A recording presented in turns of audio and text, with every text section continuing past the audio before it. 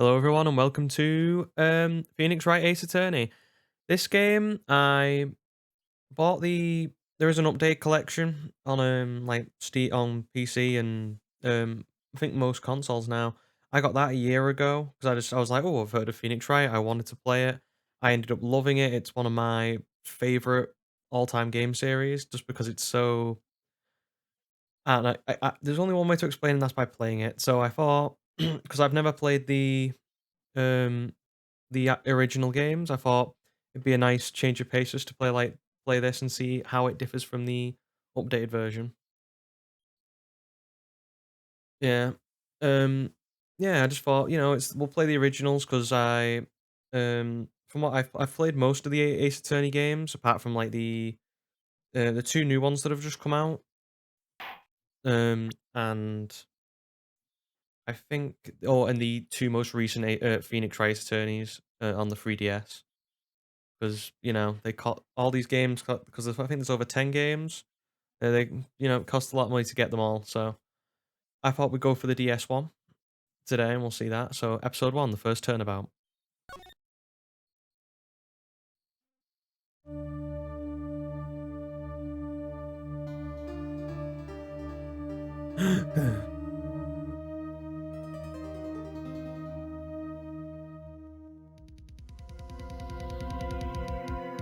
Damn it!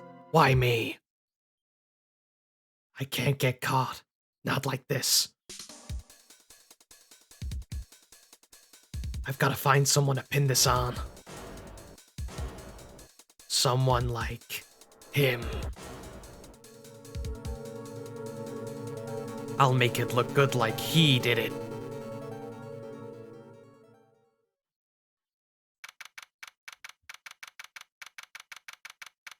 Yeah, you get that little like cinematic before every case.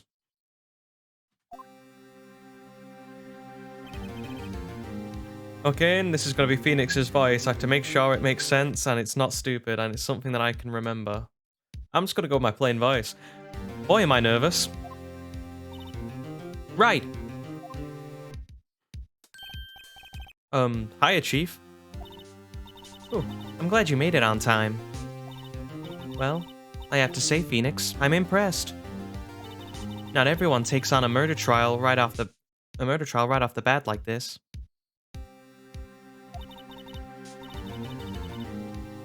It says a lot about you and your client as well.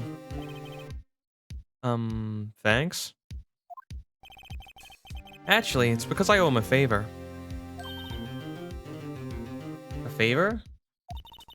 You mean you knew the defendant before this case? Yeah. Actually, I kind of owe my current job to him. He's one of the reasons I became an attorney. Well, that's news to me. I want to help him out, any way I can. I just really want to help him. I owe him that much. Oh, here we go. Here we go, it's Larry. Everyone's favorite character. What voice we giving him? I'm trying to make, because I've watched there's an animated series of the Ace Attorney cases, so I'm like, do not give him the voice. I'll try not to give him the voices, but I'm gonna do it anyway. It's over! My life! Everything! It's all over! Isn't that your client screaming over there? Yep, that's him. Death! Despair! Oh. I'm gonna do it! I'm gonna die! It sounds like he wants to die. Yeah. Nick! Hey there. Hey, Larry. Dude, I'm so guilty. Tell them I'm guilty. Give me the death sentence. I ain't afraid to die. What? What's wrong, Larry?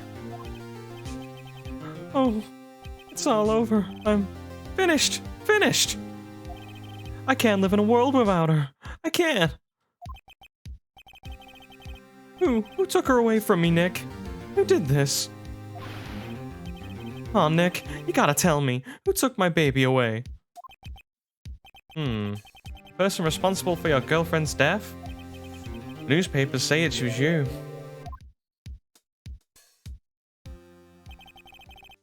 My name is Phoenix Wright. Here's the story. My first case is a fairly simple one. A young woman was killed in her apartment. The guy they arrested was the unlucky sap dating her. Not a nice way to refer to as your friends, but I can understand it. Larry Butts. My best friend since grade school. Our school had a saying, when something smells, it's usually the butts. In the 23 years I've known him, it's usually been true. He has a knack for getting himself into trouble. One thing I can say though, it's usually not his fault. He just has terrible luck. But I know better than anyone that he's a good guy at heart. That, and I own one, which is why I took this case. To clear his name. And that's just what I'm going to do.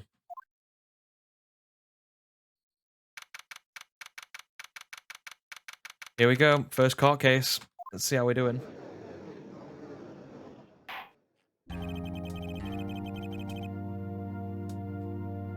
The court will now be in session for the trial of Mr. Larry Butts. The prosecution is ready, Your Honor.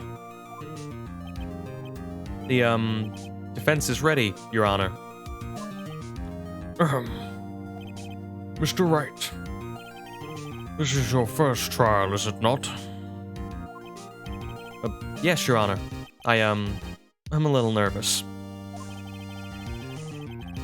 Your conduct during this trial will decide the fate of your client. Murder is a serious charge. For your client's sake, I hope you can control your nerves. Thank you, Your Honor.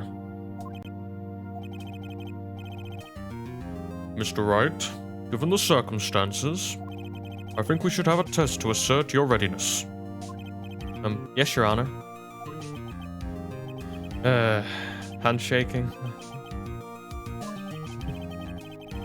Handshaking and eyesight fading. The test will consist of a few simple questions. Answer them clearly and concisely.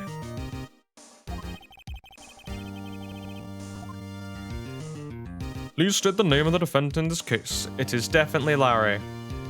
So I do not want to lose points in this. I want to see how good I can be. If I can remember the cases correctly.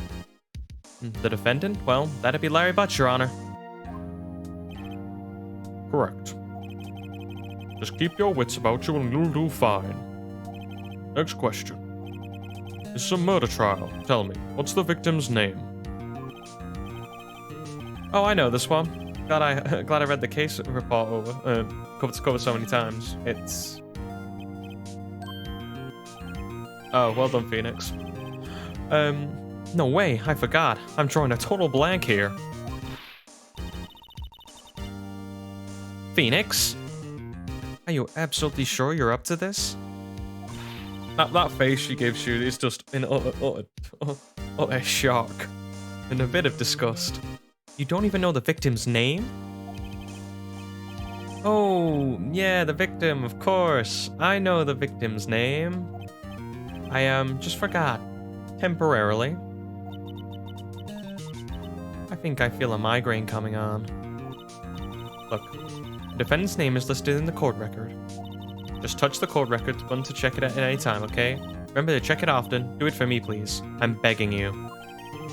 Let's hear your answer. Who is the victim in this case? I believe it's Cindy Stone. We don't have to check it. I should have a look at what the... Okay, so it's E to go into the... Oh, you just press it. Well, for me, I'm using a keyboard, so E. Cindy's autopsy report, time of death. And then my badge. And then Cindy Stone. Which I knew, but, you know. Just gotta go through the flow. The victim's name is Cindy Stone. Correct. Now tell me, what was the cause of death? She died because she was... Well, we know he was hit with a blunt object, so I'm pretty confident. Yep. Cause of death, blunt trauma. She was struck once by a blunt object. Correct. You've answered all my questions. I see no reason why we shouldn't proceed. You seem much more relaxed, Mr. Wright. Good for you. Thank you, Your Honor. Because I don't feel relaxed, that's for sure. Well then. First, question for the prosecution. Mr. Payne? Yes, Your Honor. As Mr. Wright just told us, the victim was struck by a blunt object. Would you care to explain to the court just what that object was? The murder weapon was this statue of the thinker. It was found lying on the floor next to the victim. I see. The court accepts it into evidence. Right. Be sure you pay attention to any evidence added during the trial. This evidence is the only ammunition you have in court. Touch the court record button to check the record frequently. Slam down. Okay, and Mr. Payne. I say, Mr. Payne, the prosecution may call its first witness. The prosecution calls the defendant, Mr. Butts, to the stand. Chief, what do I do now? Pay attention. You don't want to miss any information that might help your client's case. You'll get your chance to respond to the prosecution later, so be ready. Let's just hope he doesn't say anything unfortunate. Well, Larry gets excited easily. This could go about as well as it can do. I love the judge in this game because it just makes me giggle because he's, especially when Edgeworth comes along. Ahem. Mr. Butts, is it not true the victim had recently dumped you? Hey, watch it, buddy. We were great together. We were Romeo and Juliet, Cleopatra and Mark Antony. Here we go. Didn't they all die? I wasn't dumped. She just wasn't taking my calls. Or seeing me, ever. What's it to you anyway? Mr. Butts, what you describe is generally what we mean by dumped. In fact, she had completely abandoned you and was seeing other men. Oh, damn. She had just returned from overseas with one of them the day before the murder. What do you mean, one of them? Lies. All of it. Lies. I don't believe a word of it. Your Honor, the victim's passport. According to this, she was in Paris until the day before she died. Yeah, we got a passport. Indeed. She appears to have returned the day before the murder. Dude, no way. The victim was a model, but did not have a large income. It appears that she had several sugar daddies. I forget that this game throws in words like that. Daddies? Sugar? Yes. Oh, sorry, no. Yes. Older men who gave her money and gifts. She took their money and used it to support her lifestyle. Dude. We can clearly see what kind of woman this Miss Stone was. Tell me, Mr. Butts. What do you think of her now? Right? I don't think you want him to answer that question. Yeah, Larry has a way of running his mouth in all the wrong directions. Should I stop him from answering? Slam down on the table. It's my favorite thing to do that in anything. Nah, in real life I've played it so much that whenever I object, I just slam down on the table. It's just I find it very cathartic. My client had no idea the victim was seeing other men. That question is irrelevant to the case. Oof. Dude, Nick, what do you mean irrelevant? That she-dog. I'm gonna die. I'm just gonna drop dead. Yeah, when I meet her in the afterlife, I'm gonna get to the bottom of this. Let's continue the trial, shall we? I believe the accused motive is clear to everyone. Yes, quite. Oh boy, this is not going so good. Next question. Oh, sorry, next question. You went to the victim's apartment on the day of the murder, did you not? Oh, Well, did you or did you not? Huh? Huh. Well, maybe I did, maybe I didn't. Oh, here we go. What do I do? I don't think it matters.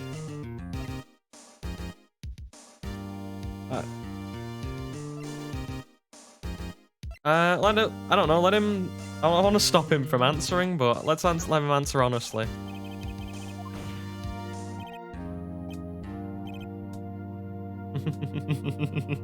Just give him the look. Tell the truth, Larry. Yeah, I was there. I went.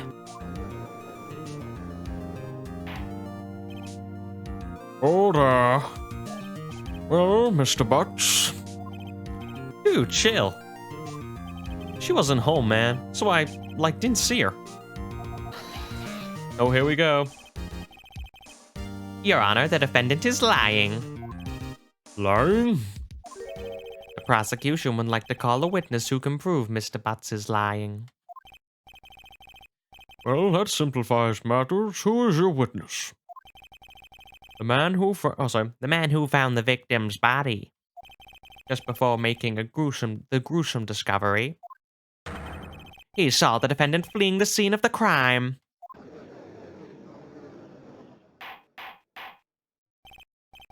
Order. Order in the court. Mr. Payne, the prosecution may call its witness. Yes, Your Honor. This is bad. On the day of the murder, my witness was selling newspapers at the victim's building.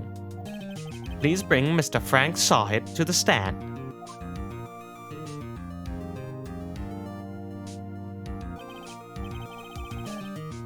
Mr. Sawhit, you sell newspaper subscriptions. Is that correct? Oh, yes. Newspapers, yes. Mr. Sawhit, you may proceed with your testimony. Please tell the court what you saw on the day of the murder.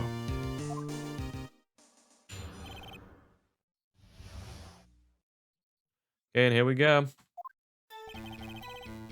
I was going door to door selling subscriptions when a man fleeing an apartment. I thought he must be in a hurry because he left the door half open behind him. Thinking it strange, I looked inside the apartment. When I saw her lying there, a woman, not moving, dead. I quailed in fright and found myself unable to go inside. I thought to call the police immediately. However, the phone in our apartment wasn't working. I went to the nearby park and found a public phone. I remember the time exactly. It was 1 p.m.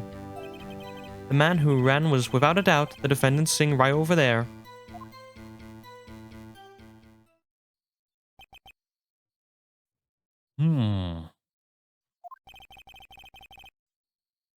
Larry, why don't you tell the truth?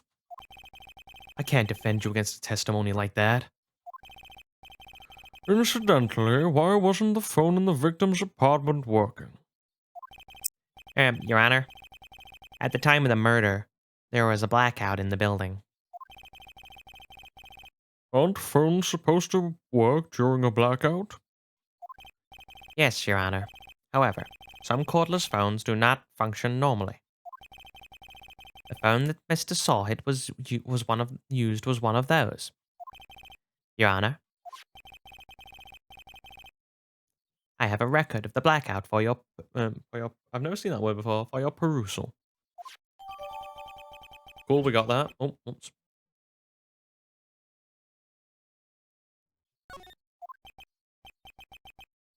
Now, Mr. Wright, Yes, Your Honor. You may begin your cross-examination. Cross-examination, Your Honor? All right, Wright. This is it. The real deal. What exactly am I supposed to do? Why, you exposed the lies in the testimony the witness just gave. Lies? What was he lying? Wait, he was lying? Your client is innocent, right? Then that witness must have lied in his testimony. Or is your client really guilty? How do I prove he's not? You hold the key. It's in the evidence. Compare the witness's testimony to the evidence at hand. There's bound to be a contradiction in there. First, find contradictions between the court record and the witness's testimony. Then, once you've found the contradicting evidence, present it and rub it in the witness's face. Okay. Touch the court record button and point out the contradictions in the witness's testimony. Can I press? Oh, I like that little, like, clash of eyes in the lower screen. I can press. Can I actually? Oh, I can, but I don't have it set up to actually say hold it. Okay. Isn't a man leaving an apartment a common sight? I find it odd you would take notice of him. Heh. I don't know, he just seems strange to me, that's all. Like he was mad and yet frightened at the same time. Just like a criminal fleeing the scene of a crime. The defense requests that the witness refrain from conjecture. Of course, what the witness means is the man he saw looked suspicious. So, what happened next? Must be behind me because he left a half open. He left the door half open behind him.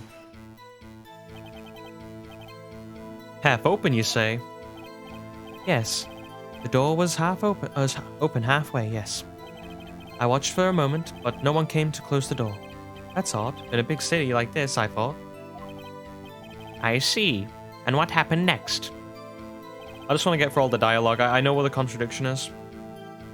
That in the updated version they have a bar in the top right hand corner. Here it seems like I have question marks or sorry, exclamation points. Pinging it strange. I looked inside the apartment. I just want to press and get all the dialogue. What gave you the idea to do that? Well, the door was half open, you see. Isn't it only human to want to peek? We climb mountains because we're there. It's the same thing. Truer words never spoken. Anyone would look inside. Why did Mr. Payne cut off so quickly? So, you looked inside the apartment. What happened then? Then I saw a line there moving dead. Are you sure she was dead? Well, no, I guess I wasn't. But she wasn't moving at all, and there was blood everywhere. I guess that would look fatal to anyone. Very well. What happened next? Curled and fried and found myself unable to go inside. That's where we're going to contradict.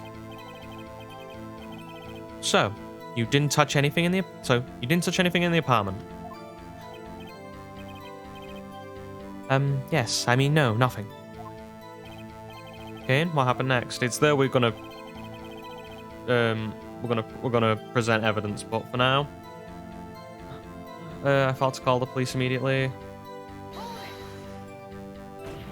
Slam down. You fought to call the police? Does that mean you didn't actually call them? Please, listen to the rest of the testimony. You fought to call the police. What happened next? However, the phone wasn't working. The phone in her apartment wasn't working? Yes, I mean, no, it wasn't that right. But you said you didn't go into the apartment, or did you? Oh, I can explain that. There was a cordless phone on the shelf in the entranceway. I reached inside and tried to use that call. And the phone wasn't working, correct? What happened next? Went to nearby park and found a public phone. Why do you use a public phone? Well, you see, I don't have a cell phone, and being the middle of an afternoon, there was no answer at the nearby apartments. Ah, right. What time did you call again?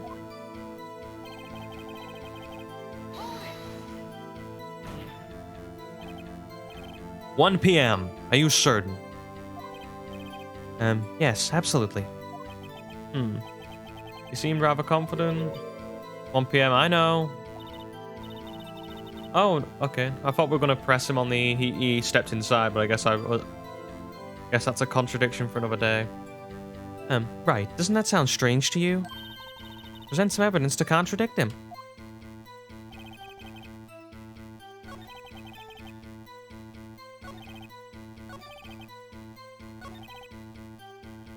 Trailer front. Oh, wow. I'll call police immediately. However, phone wasn't working. There we go. So present, and we look for the blackout record.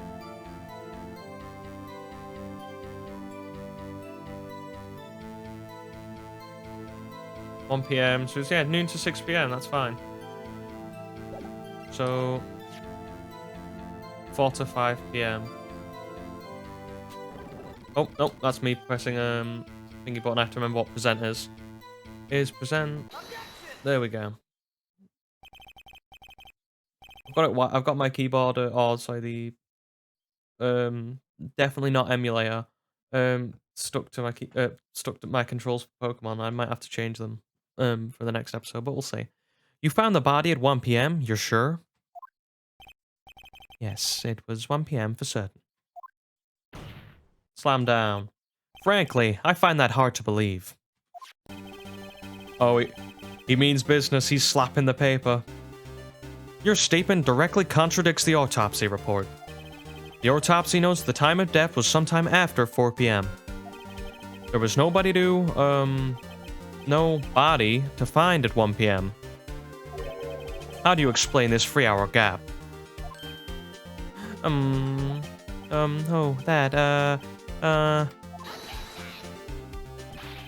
This is trivial. The witness merely forgot the time. After his testimony, I find it hard to believe.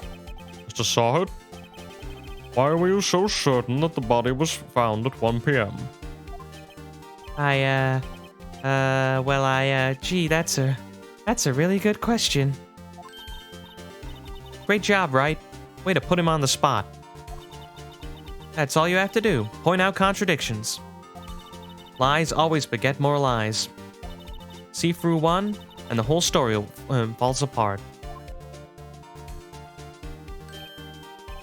Wait, I remember now. Would you care to give your testimony again?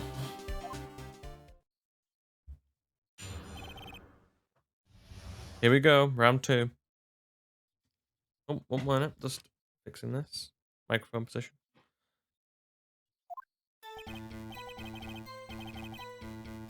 You see, I found the body.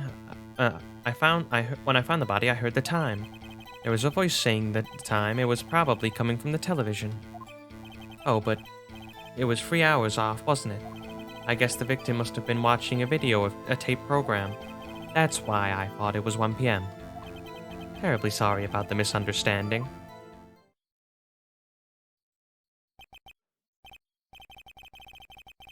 I see. You heard a voice saying the time on a taped program. Mr. Wright, you may cross-examine the witness. Right. You know what to do. I've got this one. I mean, I could do it. Is there a point of me actually going through all the text? I just like listening to the text of it all, like when you press. So there are always some funny quips and lines. You see, when I found the body, I heard the time. You said heard, not saw? Yes, heard. All I saw was the body laying there. I didn't think to look at anything else, least of all my watch. Isn't that a little strange?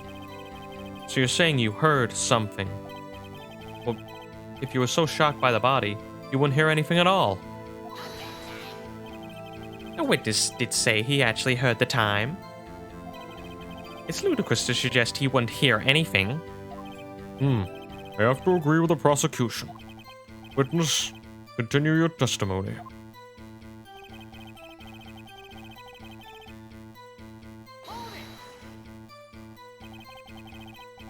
Are you sure it was a television and not a radio? Well, no, I guess it could have been a radio. Incidentally, there was no radio on the premises. There was only one large television. Right.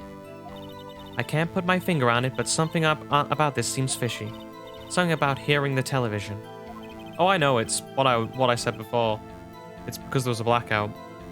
The witness has testified you heard the time. Oh, he heard the time. How do you explain the gap? Well, witness, can you explain this?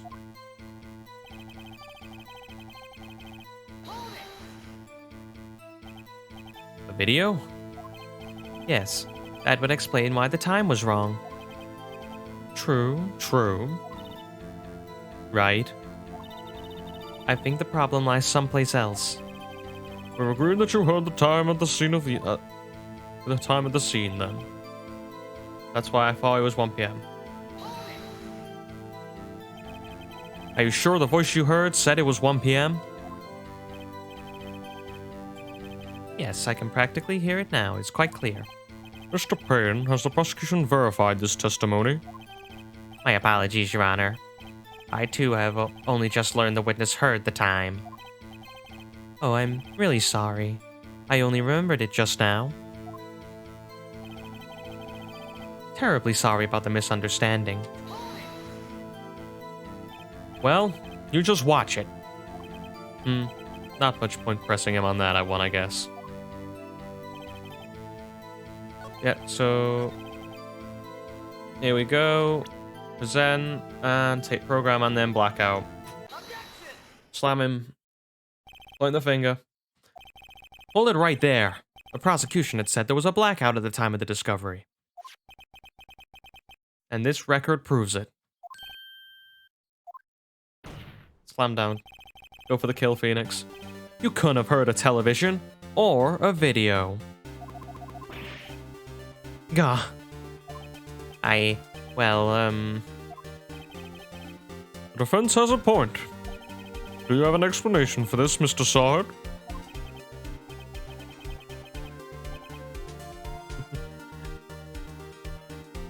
I find it quite puzzling myself, quite. Wait, I remember now. Mr. Sard? The court would prefer to hear an accurate testimony for the very beginning. These constant corrections are harming your credibility. That and you see... And you seem rather distraught. My apologies, Your Honor. It must have been a shock of... must have been the shock of, finding the body. Very well, Mr. Sard. Let's hear your testimony once more, please. Round 3.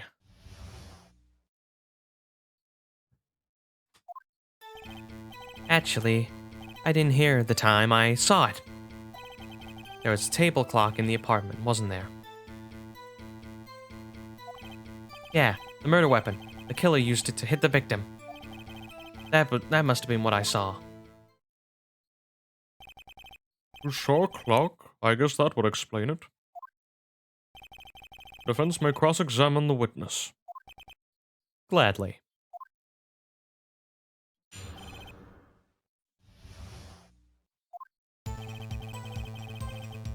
Actually...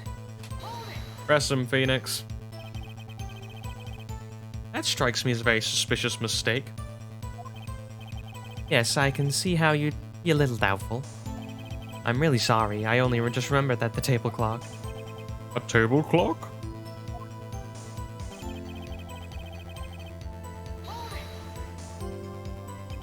A table clock? Was there a clock at the scene? This is the first I've heard of it. Yeah, the murder weapon. The killer used it to hit the victim. The murder weapon? Yes, the table clock that was used as a weapon. That's what I just said. Did you doze off in the middle of my testimony or something? Yep. That must have been what I saw.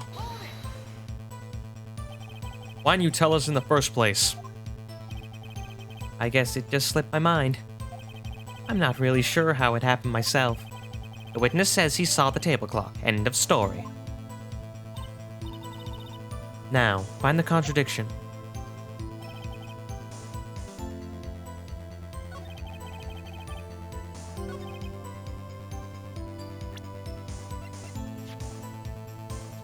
Oh, whoops, did it again. It's a statue, not a clock. Wait just a moment. The murder weapon wasn't a clock. It was a statue. Now, how is this supposed to be a clock? What? You and your objections with your evidence. Just who do you think you are? Just answer the question, Mr. Sawed. Hey, I saw in there, okay? That's a clock. Your Honor, if I may. Yes, Mr. Payne? As the witness stated, the statue is indeed a clock. The neck is a switch. You just tilt it, and it says the time. It says the time out loud.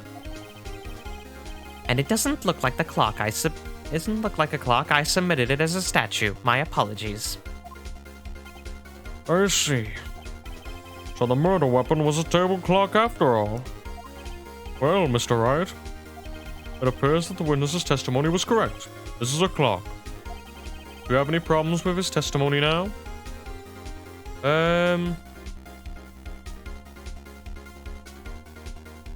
Yes. Your Honor, there is a gaping hole in the witness's testimony. The only way he could have known the weapon was a clock is to hold it in his hand. Yet the witness testified that he never entered the apartment.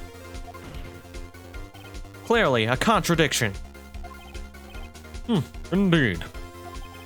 The witness knew it was a clock because he went into the apartment. You're lying.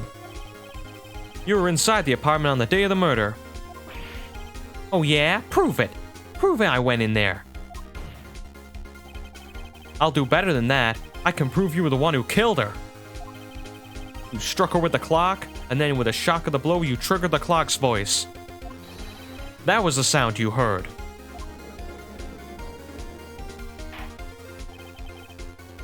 Order in the court. Intriguing. Please continue, Mr. Wright. Yes, Your Honor. Mr. Sawed, the sound must have left quite an impression on you. Understandable, since the murder weapon spoke just as you hit the victim. That voice was burned into your mind. That's why you were so certain about the time. What's the meaning of this? This is all baseless conjecture. Baseless? Just look at the witness's face. Grrr. Would the witness care to elaborate? Did you strike the victim with the clock? That day, I never. Look, the clock, I heard no. I mean, I saw. Oh, damn. She threw the her. Shut up. I hate you. It was me. It was him, I tell you. I saw him. He killed her, and he should burn. Burn. Give him death.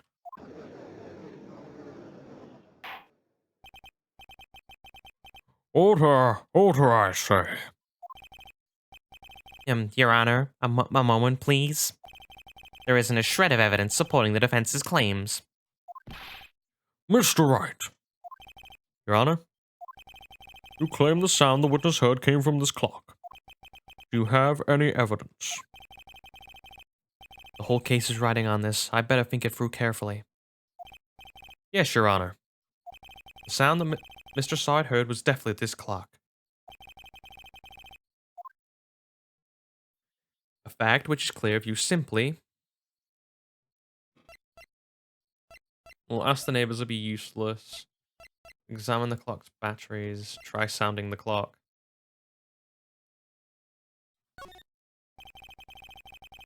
Let's sound the clock here in the court. Your Honor, may I have the clock? I'll ask the court to listen very carefully. I think it's 8:25. That certainly is a strange way to announce the time. Well, he is the thinker, after all. So, we've heard the clock. What are your conclusions, Mr. Wright?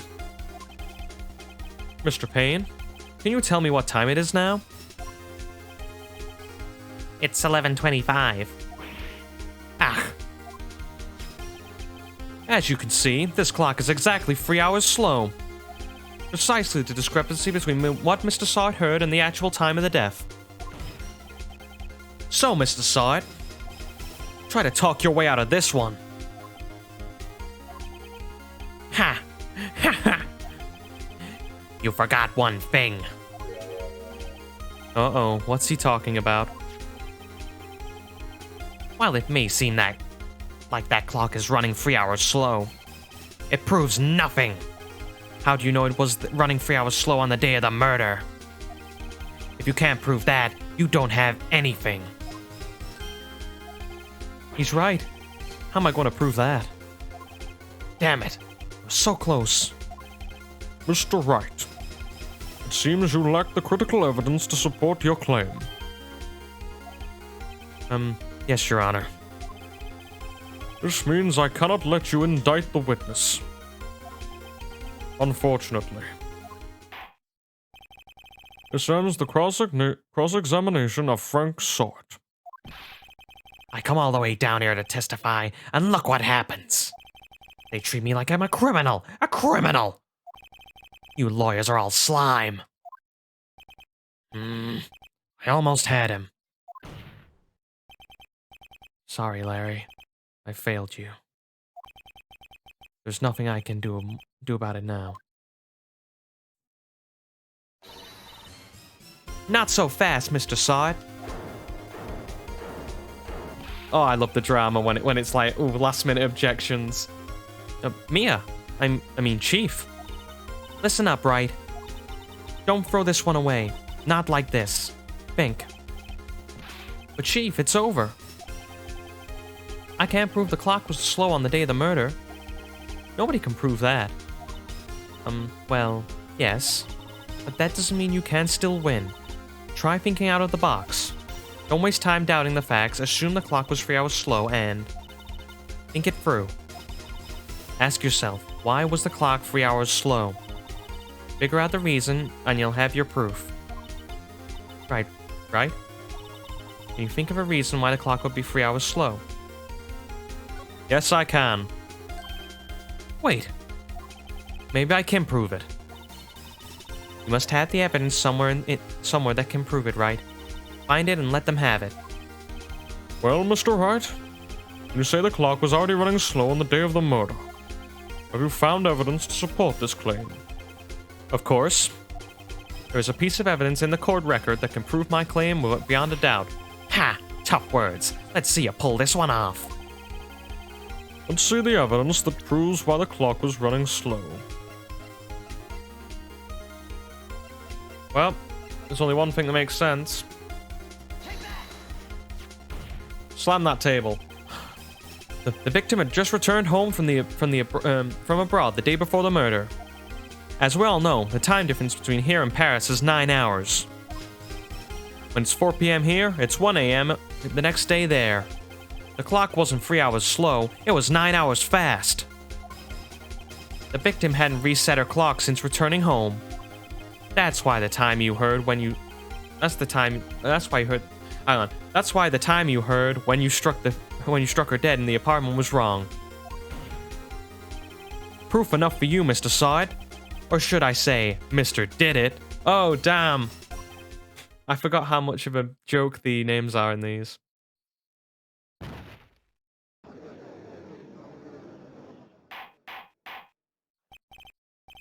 Order, I say.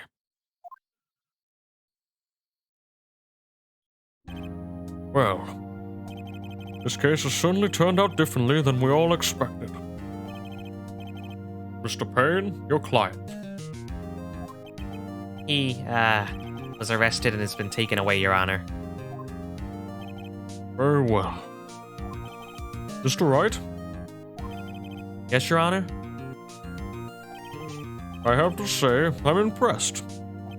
I don't think I've ever seen someone complete a defense so quickly. And find the true culprit at the same time. Thank you, Your Honor. At this point, this is only a formality, but this court finds the defendant, Mr. Larry Butts, Not guilty.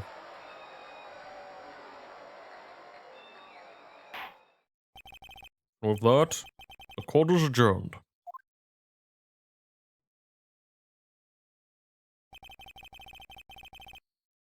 It turns out that Frank Sard was a common burglar. He posed as a newspaper salesman to check and see when people were out of the house. That day, when Larry went to her apartment, the victim wasn't home. After he left, Mr. Sard let himself in to do his dirty work. And while he was searching her place, the victim returned. Flustered, Mr. Sard grabbed the nearest blunt object he could find.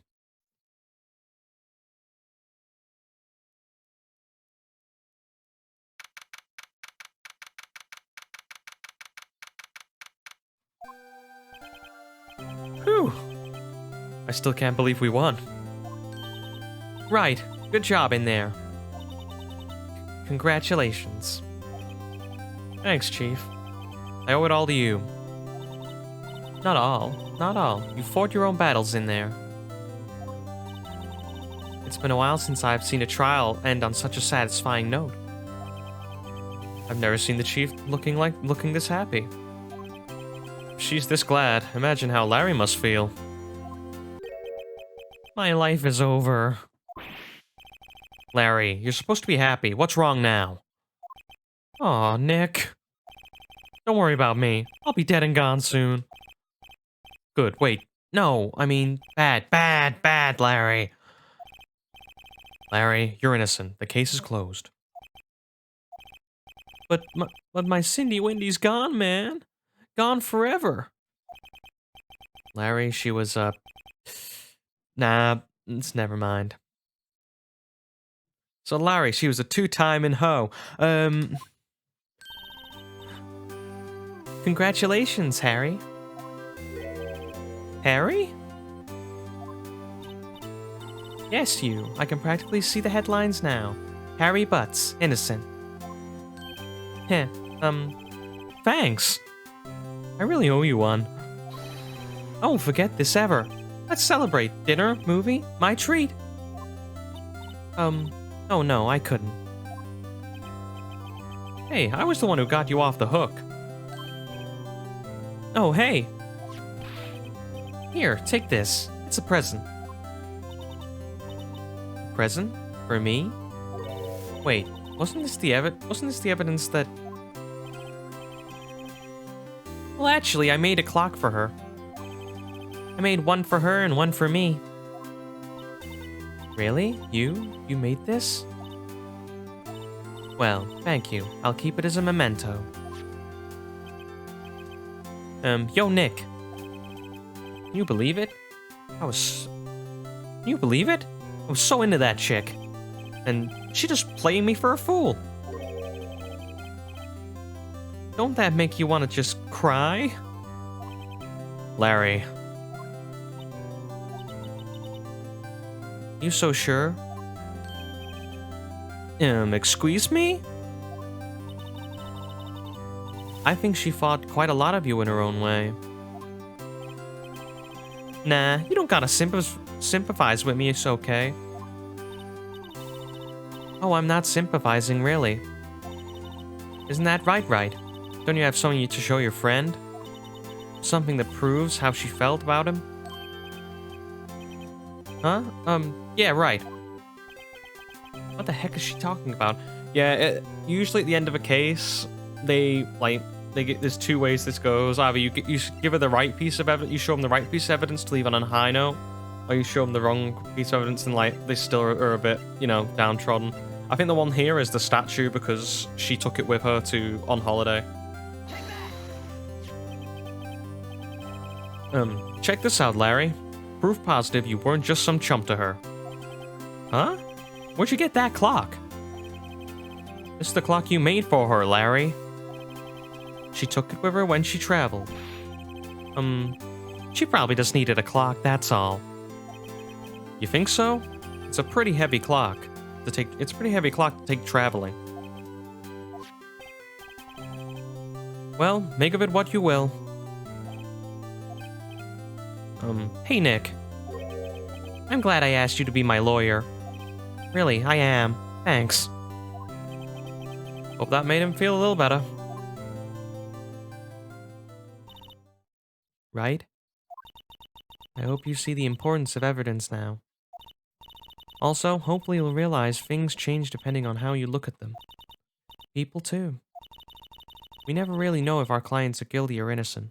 Well, different game. All we can do is believe in them. And in order to believe in them, you have to believe in yourself. Right? Listen, learn, grow strong.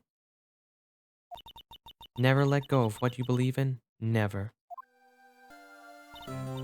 Well, I think our work here is done. Shall we be off?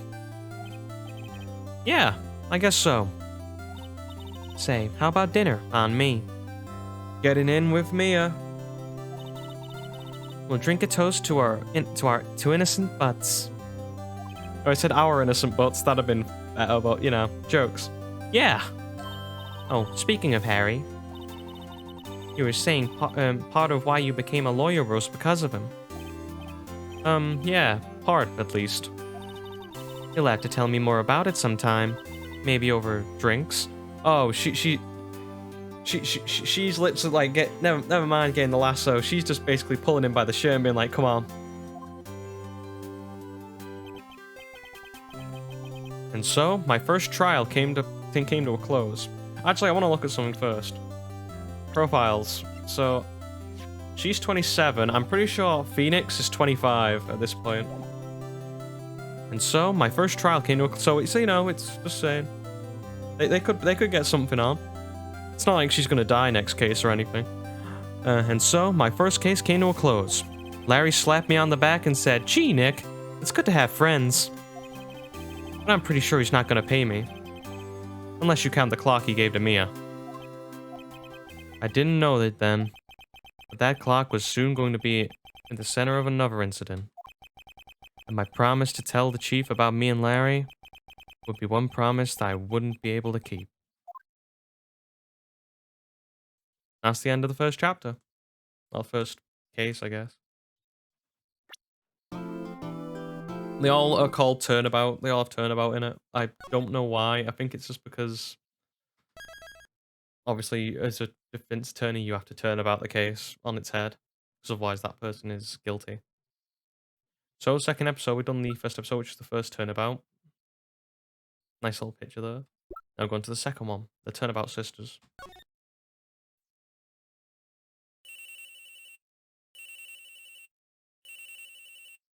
Ring, ring, beep. Oh, okay. Hello? This is Maya. Hey Maya, it's me. Mia, what's up? You haven't called in a while. Sorry, I've been busy. How have you been? Well, lonely, and it's all your fault. Nah, I'm just teasing. I've been great. I'm finally getting used to having my own place. Well, that's good to hear. Actually, I've been calling because I have a favor to ask. I know. You want me to hold evidence for you. Sharp as always. There's a lot of buzz about the upcoming trial. I just don't feel safe keeping the evidence here. I gotcha. So what is it this time? It's a clock. A clock? Yeah. It's made to look like that statue, the thinker, and it tells you the time. I thought you might like it. You always like toys. Hey, I'm not just a little girl anymore, sis. Now. You know I'm only teasing. I should probably I should probably tell you the clock isn't talking right now. Huh? It's not working? That's lame. I had to take the clockwork out, sorry. I put some papers inside it instead. Papers? Is that the evidence then? Well, there's a possibility it might turn out that way, yes. You come by the office tonight, say 9 p.m. to pick it up? I'll be in a pre-trial meeting until then. Okay, sis, but I expect dinner. Something good. Like burgers. I could really go for a good burger. Okay. We'll hit the usual joint. Alright, it's a deal. Okay, sis, see you soon. Yep, I'll be waiting, Maya. Conversation recorded. And now...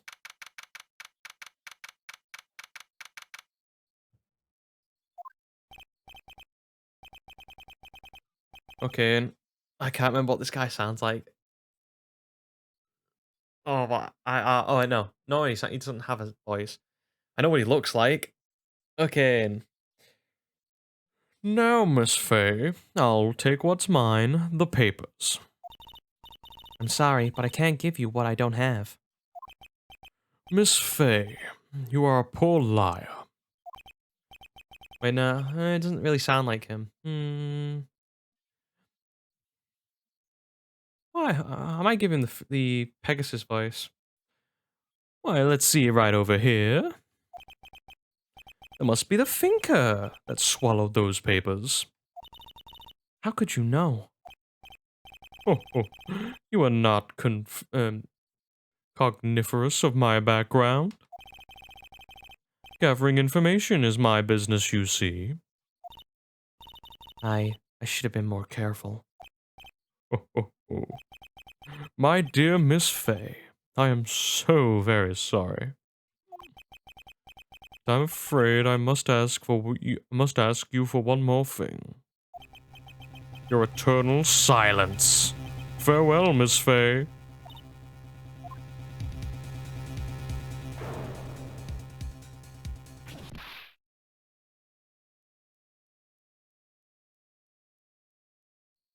There he is. Red White. I'm pretty sure that's his actual name.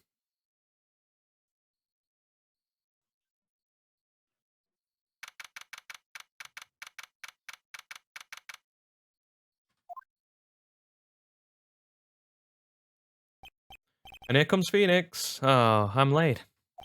Huh? What's that strange... The chief must have already gone home. Must have gone home already. She said her sister was coming over, so we could all go out for dinner. What's that smell? Blood? Mia! Maybe she's in the office. Hey, I can examine stuff. Yeah, this is the second part of the game where you can examine the rooms because you need to build evidence between the days when you're not in court. Let's move. That smell. Blood. Sis. Someone's there. Chief? Chief. Oh, sorry, it's just the way it was. I was like, are they trying to copy Solid Snake? And it's like, it goes, Chief? Chief? Chief! You know, like when Snake dies.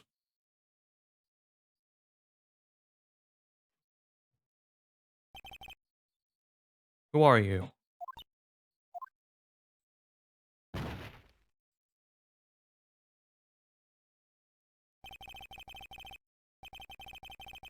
The strange girl dropped out cold. I left her lying on the office sofa.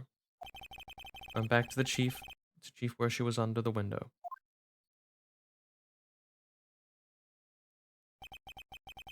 Her body was still Phoenix? No. I could feel it when I held her shoulder. Then, all too quickly, it began to fade. Till finally she was cold.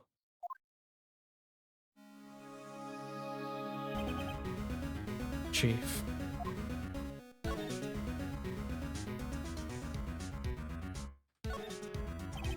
There's a large building right across from the office. The Gatewater Hotel, a nice luxurious place. Encrusted with dried blood. How ironic that it became a murder weapon again.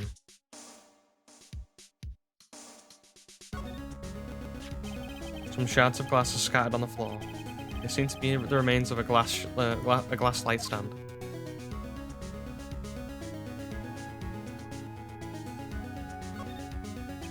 Chief's chair. Simple, functional design. Feels pretty good to sit in too. Not the right time to be mentioning chairs, Phoenix. Let's see if I can remember how to go over to the other side. Nope, not that one. Okay. Is it enter, maybe? Nope. It's because I want to go over to the other side. I'm trying to remember which button that would be. Nope. I can always just do this. Just click. Go to the phone. Right, I better call the police. That's funny. 2 screws on the receiver are missing. Looks like someone was halfway through taking it apart. Police! Please come quick. What was that? Someone screaming from the outside the window?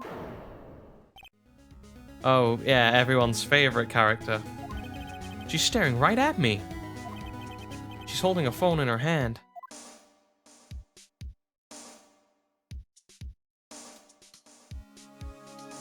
Oh, that was her, so it wouldn't be... Actually, we can probably use that voice later on. All the chief's important documents are packed in here. It's where she filed her case recordings and recent rulings. Surprisingly, the chief was never good with machines. About all she used this for was her email. She picked up this ancient model at some garage sale for practically nothing. Oh boy, if she only knew. Perfectly normal office desk. The chief had a very particular policy about office decor. Spend big on stuff that the clients use, but keep your own stuff simple.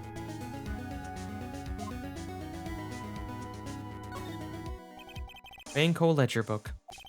Everything is written in the chief's ultra neat handwriting. It's a small office, but it makes a good bit of money.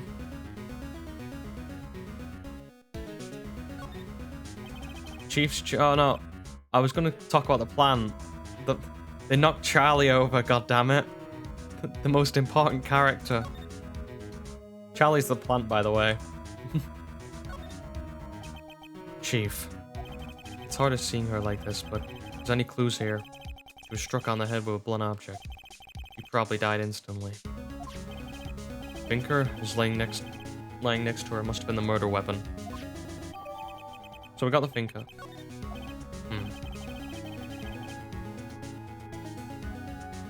So I just told him back a yarn. There are some glass shards near the chief's body. Must be pieces of the glass stand lying by the back of the room. So we got the shards as well. Nothing else that seems a clue here. Piece of paper. It must have fallen from Mia's hand. What could it be?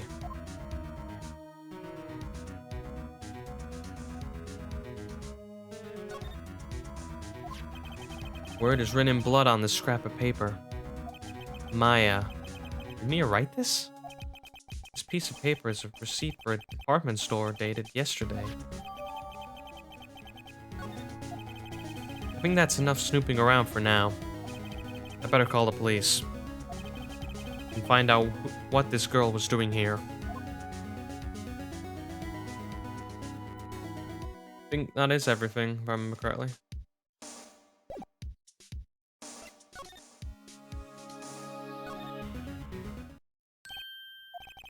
That girl just now. Where'd she go? I put her right here on the sofa. Uh-oh. Hope she didn't run on me.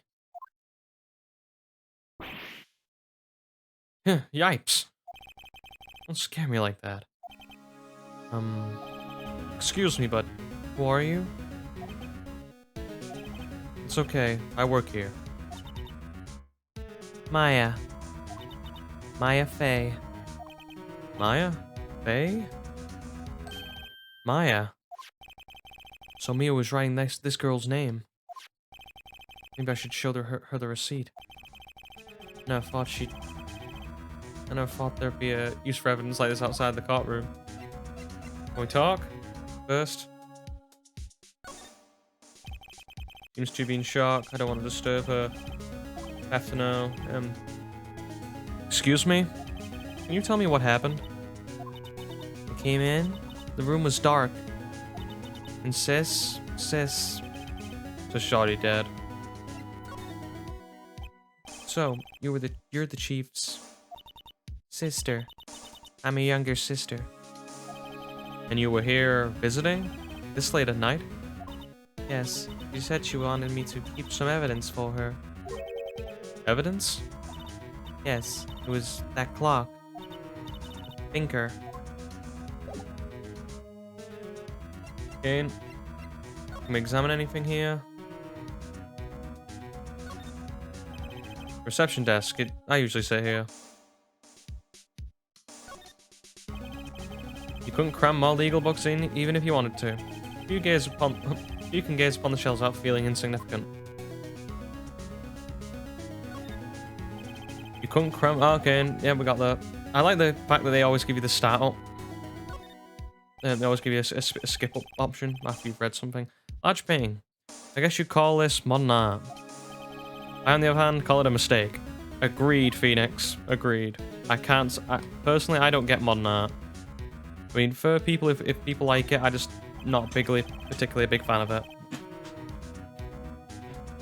You know, when I'd rather you paint something that I can easily tell what it is, rather than being very subjective.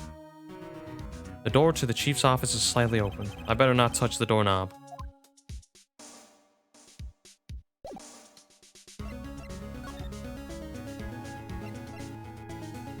And now we just present everything to her. I'm sorry, I've never seen that before. About the thinker. The thinker? That was, sis. Probably shouldn't have shown her that. This was lying next to the chief. I know. I saw it there too. I thought they might be pieces of the light stand. Maybe. Never heard of a glass light stand before. Before Mia died, she wrote a message with her own blood. She wrote it on the back of this receipt. That's my name. Why would she rewrite my name? Please, just calm down. Why would sis write my name? Uh-oh. Now I've done it. I refuse to do wee-woos. Wee-woo, wee-woo. Nailed it. The police. Sounds like they're coming this way. Freeze! Police! Here we go. Alright. I'm Detective Dick Gumshoe, see? Gumshoe? That's an odd name. We received a report from the building across the way, see? Got a person saying they saw a murder. Must have been that woman I saw. Anyway. I don't want either of you moving 1 inch, Kay. Great. Just great. Maya, she shouldn't have. Whoa!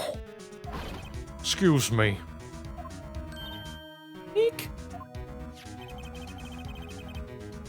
This word Maya mean anything to you? That's my name. What? The victim drew this here this here note in her own blood, see? With her dying breath, she wrote down her killer's name. Killer? I'm not. Case closed. You're coming with me to the precinct, ma'am. What?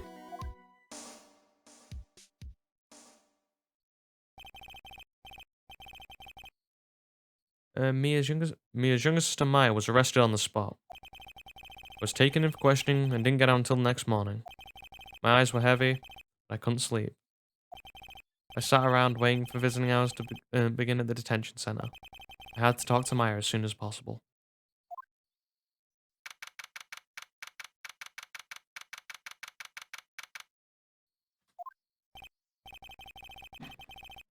Wow, they have poor Maya locked up like a criminal.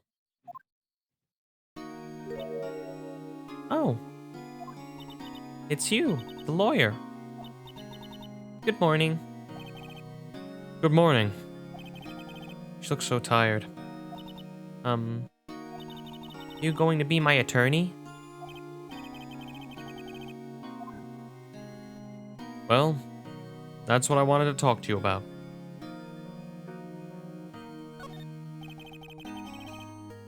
I better give it to her straight. It's up to you. Up to me? Yes, I don't think this is something I should decide. After all, you're the one in trouble here. You're never going to believe me, are they?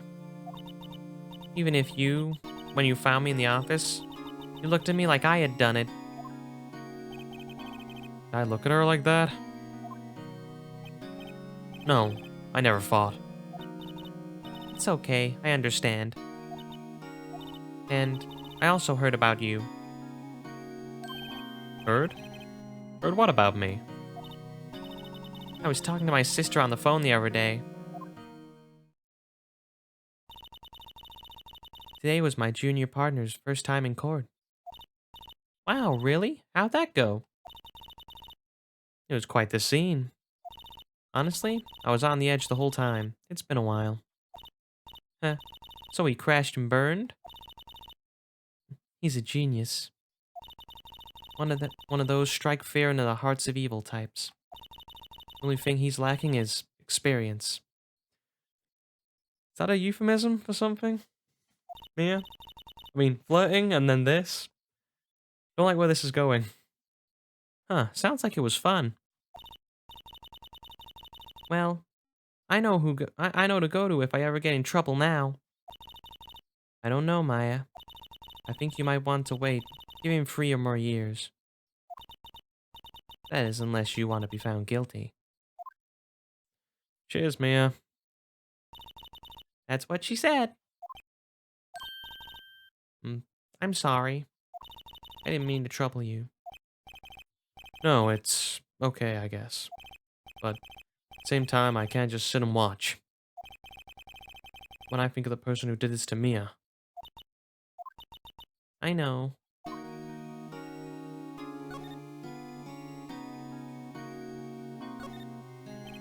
This guard monitors the visitor rooms. He hasn't moved an inch. Real pro, this guy.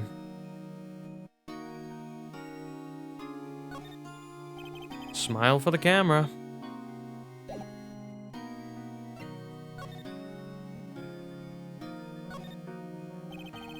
There's something I've been wanting to ask you. Yes? What's with that outfit? Oh, this? This is what all acolytes wear. It's my uniform, you could say. Acolytes? Like people in their religious training? What is it you do? Oh, it's nothing strange, really. I'm a spirit medium. In training. A spirit medium? I'm pretty sure that qualifies as strange. Could you tell me about the day of the murder? Yes. Let's see. That morning, I got a call from my sister. She wanted to hold on to a piece of evidence for an upcoming trial. Evidence? Yes. That clock shaped like the finger. The one Larry made.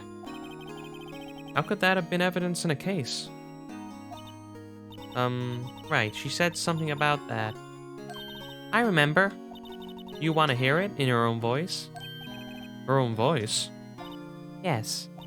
I'm pretty sure our conversation on my cell phone. You recorded it? Yeah. I forgot how to delete those things. So, you say you have a conversation with your sister on her cell phone? Let's hear it. Right. Oh, I just remembered that detective took my cell phone. Sorry. Oh, of course. Next time I see Detective Gumshoe, I'll ask him for it. I'll write you a note so you don't forget, okay? Sure, thanks.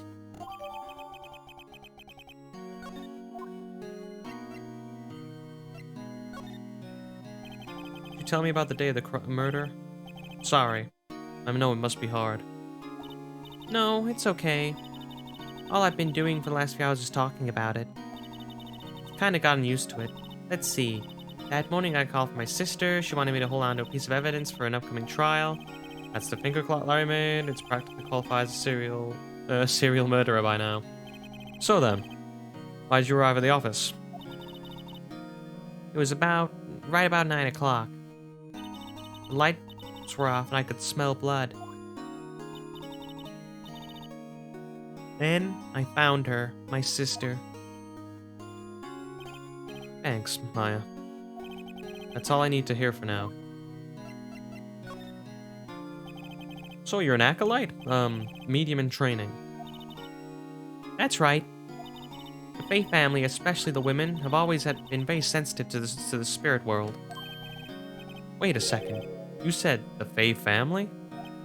So Mia was into this stuff too? Of course. She left the mountain to follow her career, she said. Her powers were first class too. I had no idea. Wait. What?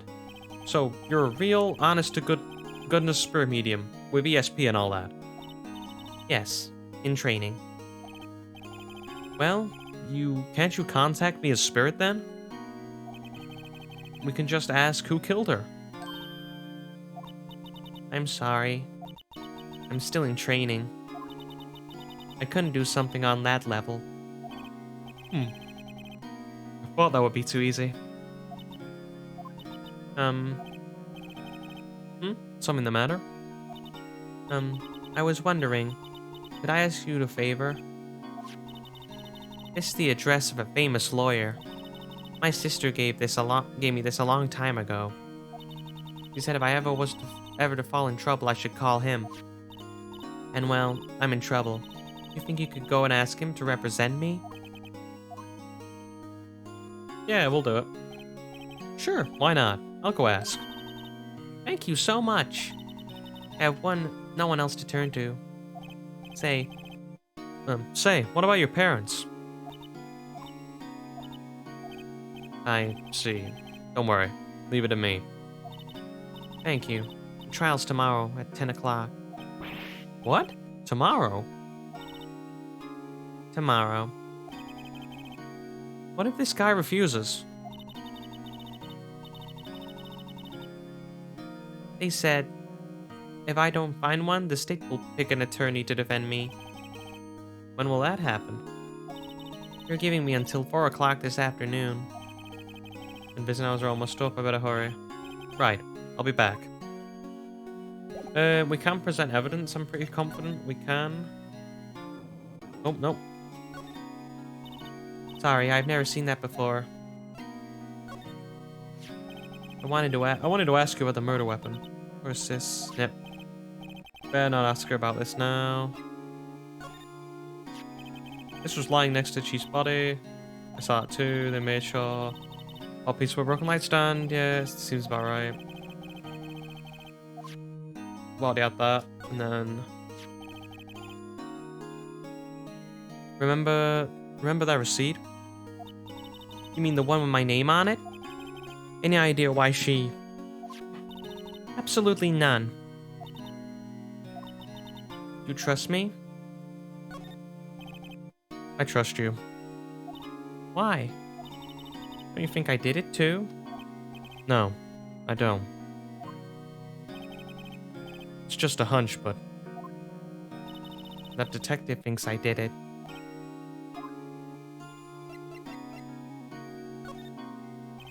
I wanted to ask you about your cell phone. I want to ask you about your cell phone. The detective took it when they brought me in. So, Gumshoe took it. I'll have to try and get it back next time I see him. I think with that, we need to move onwards and go back to we can go to Grossberg Law offices. Doesn't really matter. We'll go to Grossberg Law offices first.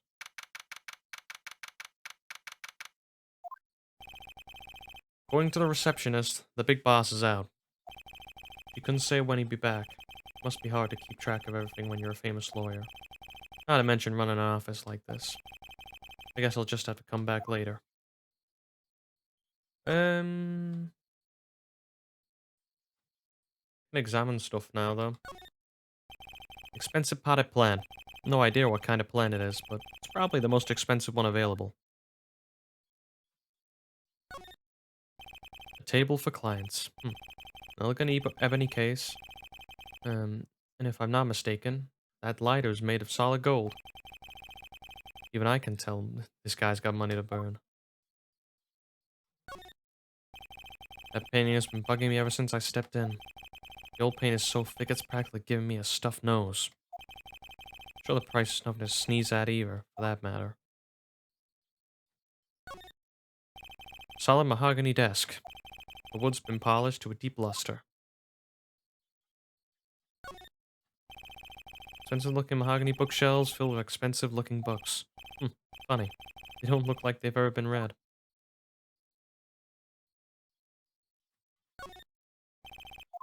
Yep, I think that'll be everything. Here for now, anyway. So, go to the law offices.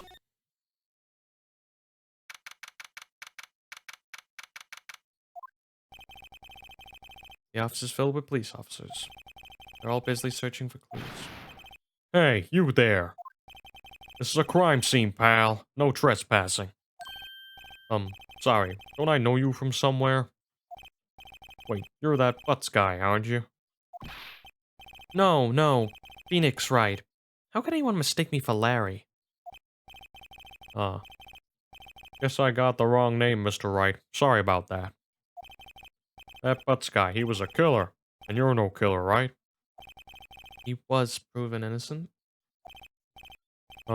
Right. And you were... Detective Gumshoe, wasn't it? Dick Gumshoe? Right, at your service. Hang on. That's Detective Gumshoe to you, pal. Anyway, get the name right. And don't go calling me Dick. Hey, Dick, get over here. Yes, sir. Be right there. You're her lawyer, right, pal? You got business here, you better do it quick. Let's have a quick examine. There's a horrendous amount of legal books there. Scarier is that Mia probably read all of these. An old movie poster. Apparently, this was the first movie that made Mia cry when she saw it. Oh no, it's not. I have to check it out one of these days. The plant didn't get knocked over, because this is Charlie. His favourite potted plant. I remember it had this bizarre name that no one could ever remember. Cordyline Stricker. No, sorry. Who knows? Borderline Stricker, pal. What was that? Mia's desk, perfectly clean as always. The only thing it's missing is Mia. Sky is blue and so am I. That's the hotel right across the way. Again, nothing to look at so far, so we can talk to him now. About Miss Faye. Did you do an autopsy? You wanna know the results, eh? Now don't go look at me like that, pal. It's no use. She might have been your boss, but that doesn't mean you get any special treatment. Alright, alright. You can see the report, but that's all.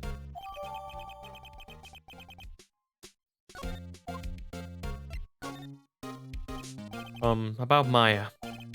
Yeah, looking forward to that trial. Sorry, pal, but this is one trial you aren't gonna win. Why do you say that? City's put Prosecutor Edgeworth on the prosecution. Edgeworth. I'm sure you know what that means, you being a lawyer and all. Prosecutor Edgeworth. That's right, pal. Mr. Miles Edgeworth himself. Wait, you do know him, don't you? Well, technically, Phoenix does know him. I know him. He's a feared prosecutor. Doesn't feel pain, he doesn't feel remorse. He won't stop until he gets his guilty verdict. Oh, don't talk about him like that. You make him sound barely human. Still, I'm afraid this pretty much decides the case. Edgeworth is on this one. Hasn't lost a case since he became a prosecutor at the incredible young age of 20. Of course, there are rumors of back alley deals and forged evidence. All I know for sure is that Edgeworth hates crime with almost an abnormal passion. Never imagined I'd be facing him so soon.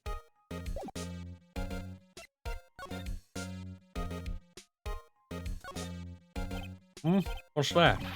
Sorry, pal, but I got no info for the likes of you. I was wondering, do you know anything about this? That statue? That's the murder weapon. He thinks the clock is just a statue too. I'm starting to wish he'd never seen this thing.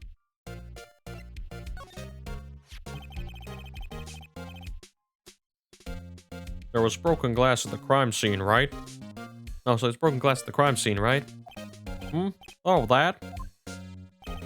Seems like a glass stand belonged to the victim fell over.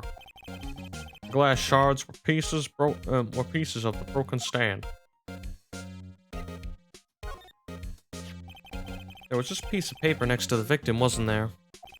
Yeah, the one with the killer's name written on it. Are you sure that Mia wrote it herself? Are you sure that Mia wrote it herself? Given the condition of the writing, it's hard to say if it was her handwriting or not. There's no proof that Mia wrote it. I was wondering, did you see Maya Faye's cell phone? Oh, that? I have it. You think you could give it back? Sure, I mean, wait a second, pal. Tricky lawyer. Oh, he's on to me.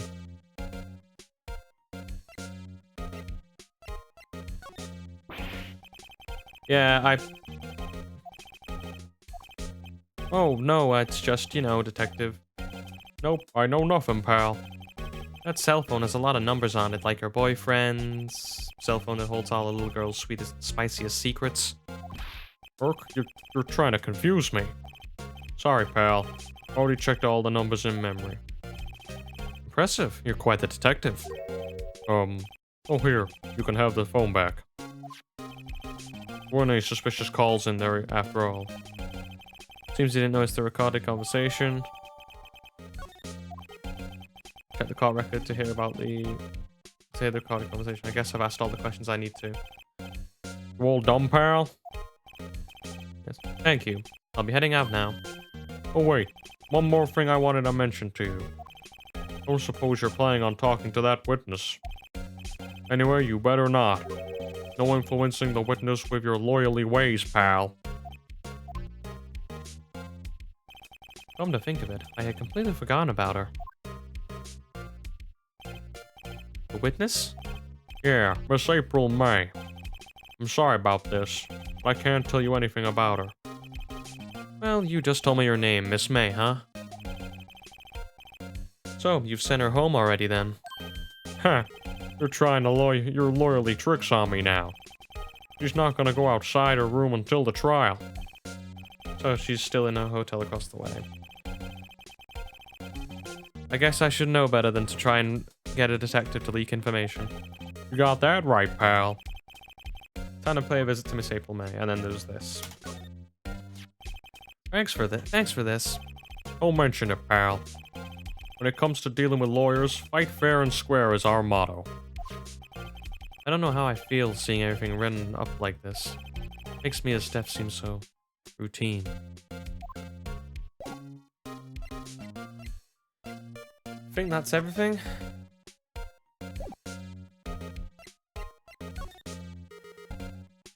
We can check back in Grossberg's offices.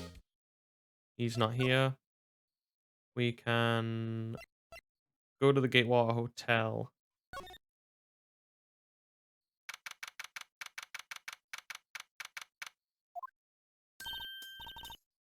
Well, hello there, handsome. Hi. Smooth, right? Real smooth. You're the lawyer, aren't you? The detective told me. He said, don't say nothing to that lawyer, don't say nothing to that lawyer, pal. Tee hee. Note to self, thank Detective Gumshoe for making my job harder. Gee, it's all like something out of a movie. It's all so exciting I can hardly contain myself. Ooh, let me go freshen up so I can look the part of the beautiful eyewitness. I pity the lawyer that has to cross-examine this one.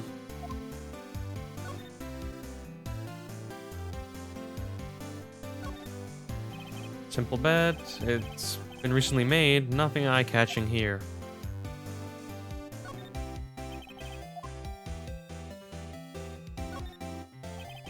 The late summer sunlight streams through the window. There's a Faye in Colaris's building, of course.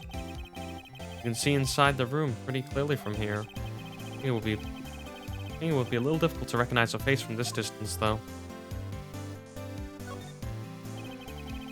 A bottle and 2 glasses are on the table. Somebody must have been staying with her. Ah, a still scene painting. Wait, shouldn't that be still life? Whatever, one of those is hanging on the wall.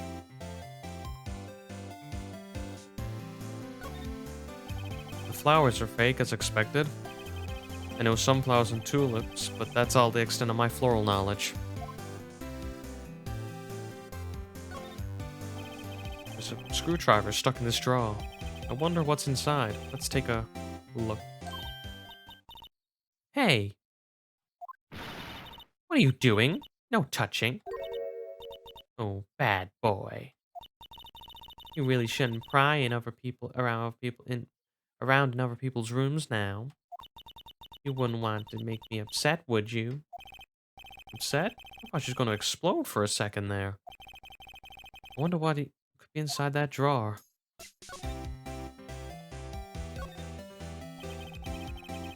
You think you could tell me what you think you could tell me something? I need you to describe what you observed the night of the incident. Ooh, observe. Incident. You sound like a lawyer in the movies. I like a man with a big vocabulary. Okay, now Mia and then this woman. Great. Oh, better not encourage her. You know that thing that happened the other day? The bad thing? What did you see when it happened? I suppose you could tell me more about it, pretty please? Let me see, dream on. If you want to know, you'll have to come to the court tomorrow, Mr. Lawyer. Oh boy. Could you just... Who exactly are you? Ooh, Mr. Lawyer, are you hitting on me? No, hey, I'm just doing my job here. Tee-hee, you know, you're cute when you blush. Believe me, it's the first time in my life I have blushed this much. Right, could you just tell me what it is that you do? Well, no, tee-hee, and you had your little hopes up, didn't you? Oh boy. I see, there are 2 glasses on the table. Is someone staying with you? Ooh, what amazing powers of observation. You must be one of those famous detectives like on television. No, not me, I'm, just a lawyer. Say, Mr. Big Detective, Why don't you go look for clues in the garbage, Miss May doesn't like nosy little lawyers. So we're not getting anything out of her?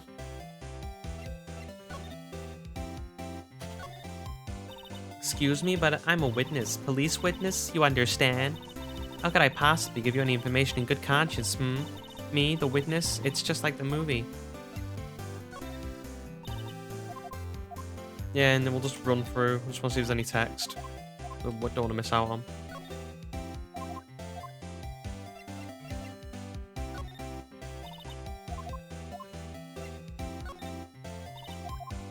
Yeah, well, we're not getting anything out of her then.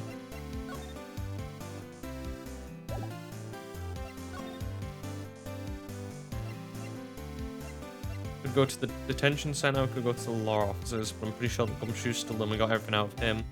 So we'll see what's happening at the law offices. Yeah, I should wait here for him to come back.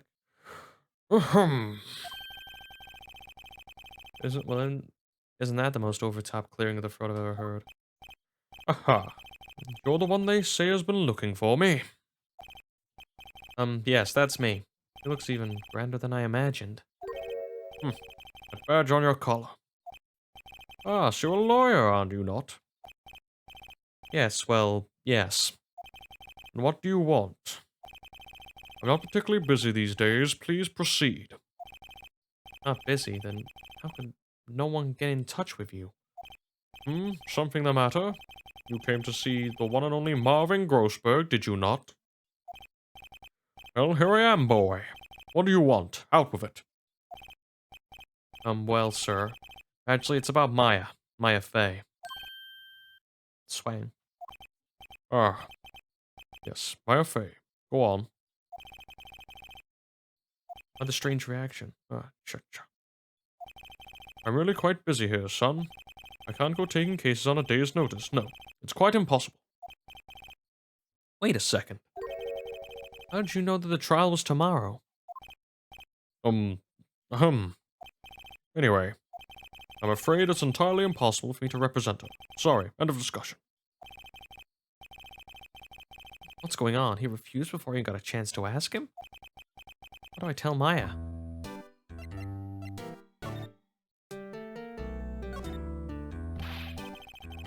How can you just refuse like that? Please tell me why you won't take the case.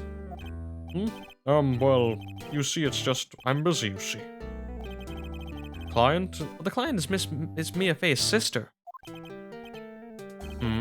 Mia trusted you. She knew her sister would be in good hands. Yes, of course, I know that. However, I'm sorry, but I must refuse. Sorry, goodbye. Creep. Fine. I don't have time to argue with you anyway. I'll go look somewhere else. Think not. Huh? Did you say something? I think not, I said. What do you mean? I'm terribly sorry. I'm afraid that no lawyer worth their salt will take on this particular case. Terribly sorry, my boy. Why? I cannot say. I beg your pardon, but could you leave now? I have nothing to discuss with you.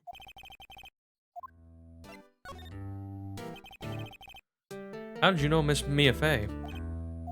She worked here a long time ago. Quite the apprentice, that one. Learned my techniques in the blink of an eye. She left one day, quite suddenly. She had a mission, you see. A mission? Could see it in her eyes. She followed it with a burning passion. Never looked back, that one. That's quite a painting. Ah, you noticed. It's my pride and joy. Impressive, isn't it? Well, isn't it? The color of the sky, the hue of the sea, the weave of the straw hat. It's worth at least 3 million. I have no intention of parting with it, of course. No, I won't sell it. Not even to you. I wasn't interested. It's not for sale. I'm not buying. Jeez. And so I think we're done here because I've examined everything. I think just go back to the detention center.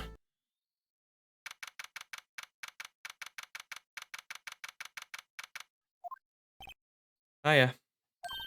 Oh, you're back. Did you find the lawyer? Well, you see, I really don't think you should use that guy. He didn't seem healthy. He was all skin and bones. What really happened? You don't mean he refused to help? Um, I see. I've been abandoned then. I always love the music in this game. Especially when, like, I'll sometimes listen to when Phoenix is on the attack. He's on in the courtroom. I love that. I can't remember what it's called, the actual song. Anyway, what about your family? I only have my sister. My father died when I was very young. And I don't know where my mother is. Don't know? So she could still be alive. The women in my family have been mediums for generations. They say ESP runs in our blood. About 15 years ago, our family was involved in an incident. There was a man and he ruined our mother's life. Ruined? After that, she disappeared. Several years after that, my sister announced that she would become a lawyer and she left the mountain. So you live by yourself? Yeah, I gotten used to it. Oh, also, I had to become independent or I would lose my ESP. I feel bad for her, all by herself on that mountain. So, who was this man who ruined your mother? Again, not the best choice of words. About 15 years ago, there was an unusual murder case. It made quite a stir. Everyone was talking about it, apparently. Police were running out of leads and they were getting desperate. Wait, they didn't use a spirit medium, did they? The police convinced my mother to try to contact the victim. Wow. So what happened? Case was solved. We fought. You fought? The man my mother helped the police capture was innocent.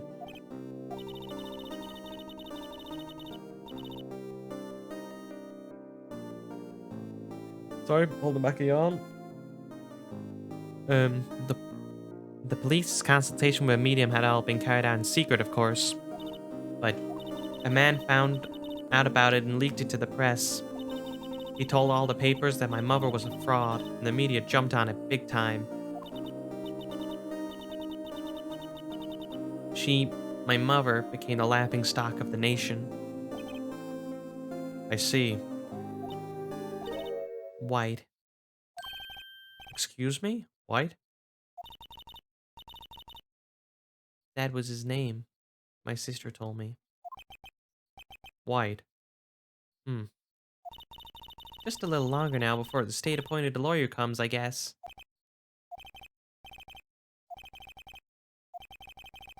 What do I do? Do I just leave her or go home?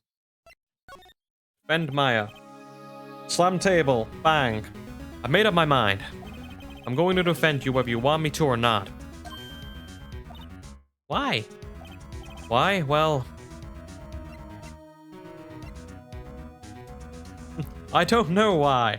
One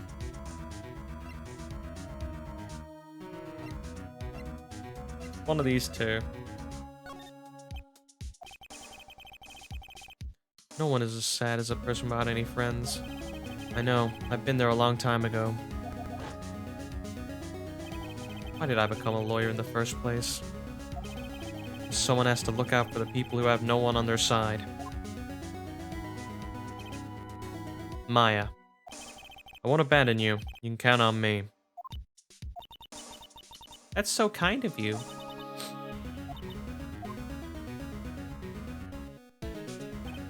Well, let's fight this one and get you out of here.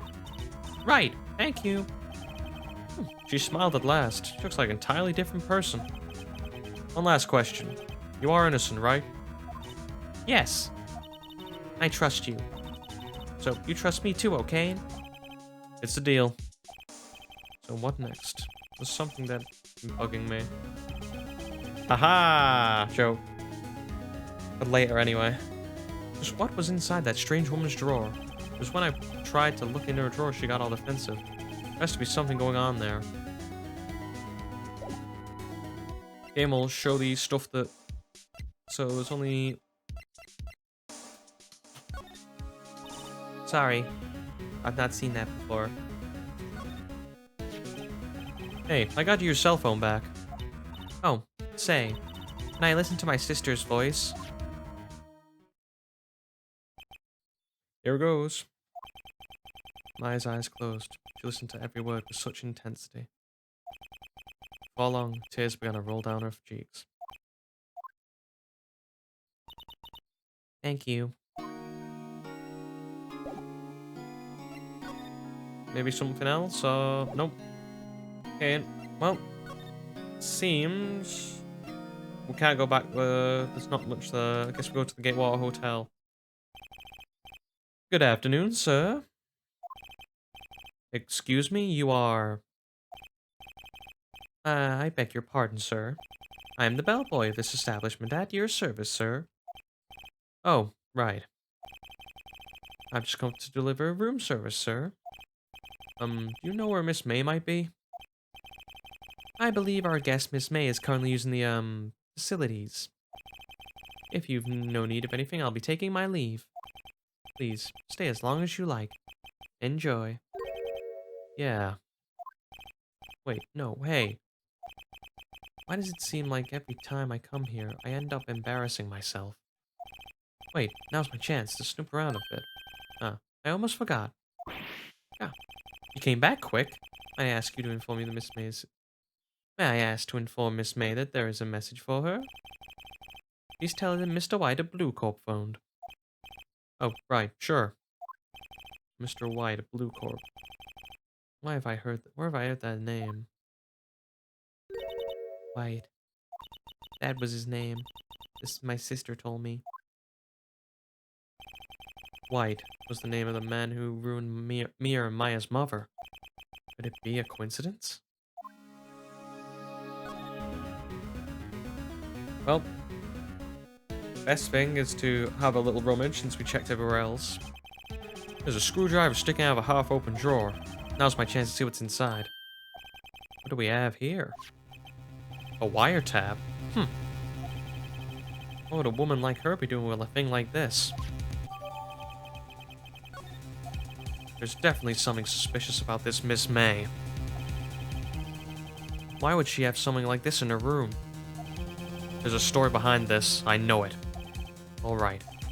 I'll be using this bit of evidence in tomorrow's trial, that's for sure. For Maya's sake. I'll get to this woman's bottom. Wait. I'll get to this woman's bottom. Wait. You know what I mean. Oh, bellboy, still here? Uh-oh, time to scram. I look forward to tangling with you tomorrow, Miss May. In court.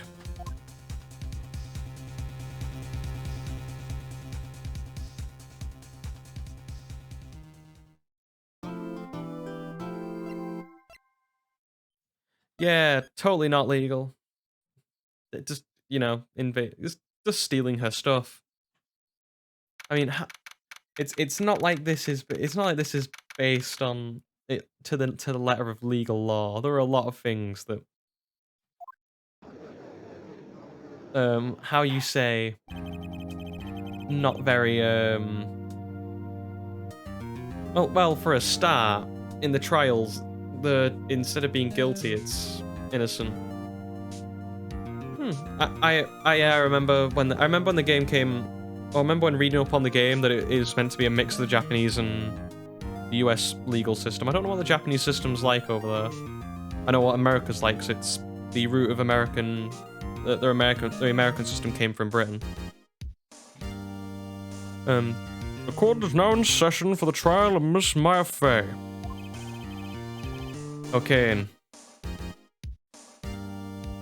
Prosecution is ready, Your Honor. Defense is ready, Your Honor. Miles Edgeworth. I'd better not show any signs of weakness today. We'll be on me in an instant.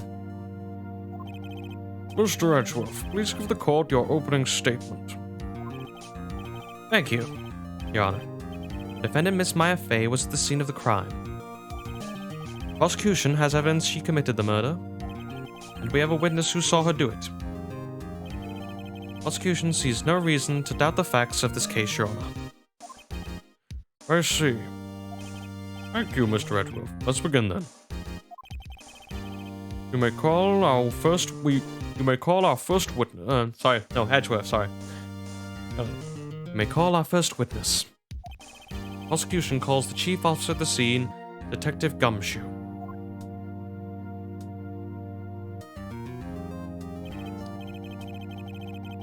Witness, please state your name and profession to the court.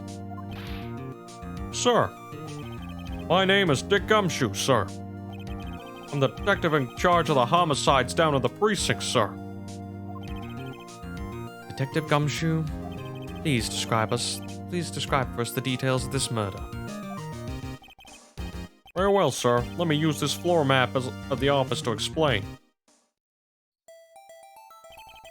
The body was found in this window here. And the cause of death? Loss of blood due to being struck by a blunt object, sir. The murder weapon was a statue with a finger found next to the body, sir. It was heavy enough to be a deadly weapon, even in this girl's hands. Oh, sorry, in a girl's hands. In this girl's hands would have been conjecture. Oh, well, I guess it's conjecture anyway. The court accepts the statue as evidence. Still calling it a statue. Now, Detective. Yes, sir. You immediately arrested Miss Maya Fey, who was found at the scene, correct? Can you tell me why? Yes, sir. I had hard evidence she did it, sir. Detective Gumshoe. Please tell the court about this hard evidence.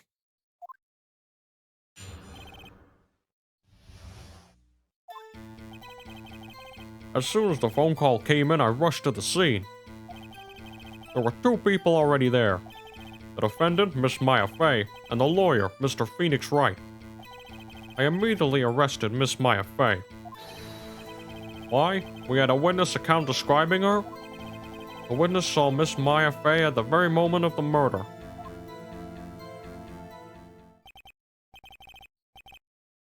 The very moment, you say? Very well, Mr. Wright, you may begin your cross-examination. Yes, Your Honor. Cross-examine what? I couldn't see a single contradiction in that testimony. Whoosh. Hey, Maya just threw something at me. What's this? My sister couldn't find any contradictions in a witness's testimony. She would bluff it and press the witness on every detail. The witness always slips up and says something wrong. Worked lots of times. I should have expected Maya would know some of her sister's tricks. Alright then, let's give it a try. Something the matter? No, Your Honor. I'd like to begin my cross-examination.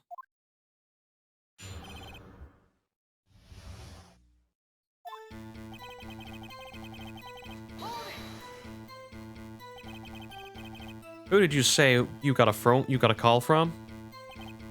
Hey pal, don't play dumb, you know who. The call was from a customer of the Gatewater Hotel right across from the crime scene. Okay. I pressed, not sure if it did much though. Right, please continue.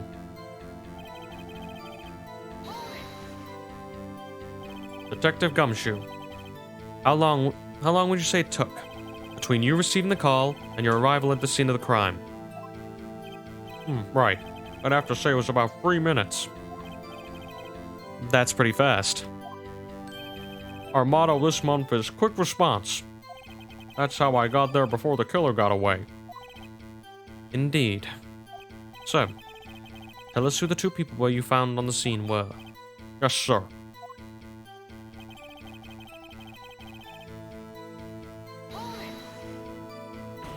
Slam down. Are you absolutely certain it was us? Listen, pal, your dumb act will only get you so far. With her funky hippie clothes and your spiky hair, you two stand out like, well, suspicious people at a crime scene. Well, he does have a point about her. She's pretty unmistakable. I should pick my points to press with a little more care. I don't need to do that yet. We only need to worry about pressing stuff later on, when it gets to, I think, Von Karma. Or maybe actually the third case, I can never remember. Why's that? What's your reason?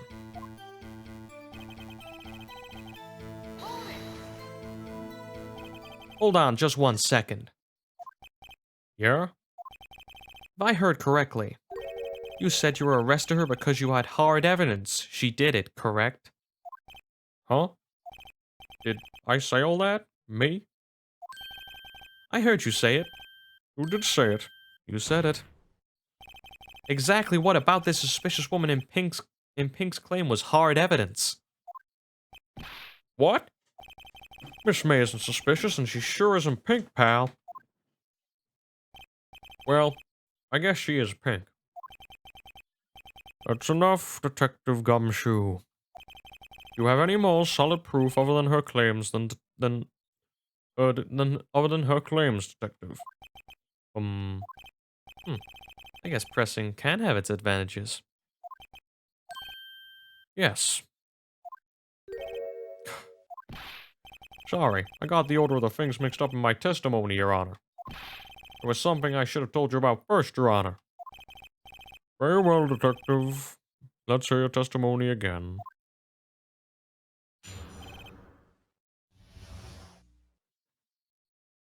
I'm gonna have to drink a lot through this series. After securing the suspect, I examined the scene of the crime with my own eyes. I found a memo written on a piece of paper next to the victim's body. On it, the word Maya was written down clearly in blood. Lab tests show that the blood test was the victim's. Also, there was blood found on the victim's finger. Before she died, the victim wrote the killer's name. How'd you like that? That's my hard evidence.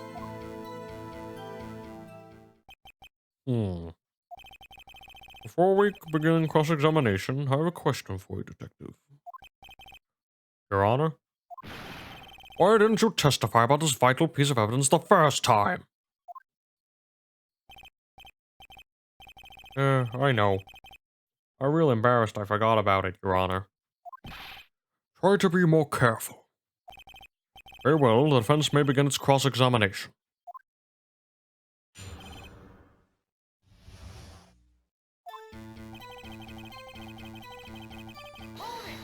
I know what the contradiction is. Let's just press and find if there's any good nuggets. Did you find any evidence? Now, don't jump on me, pal. Don't jump the gun on me, pal. Just listen, I'm getting to the good part. I got a bad feeling about this.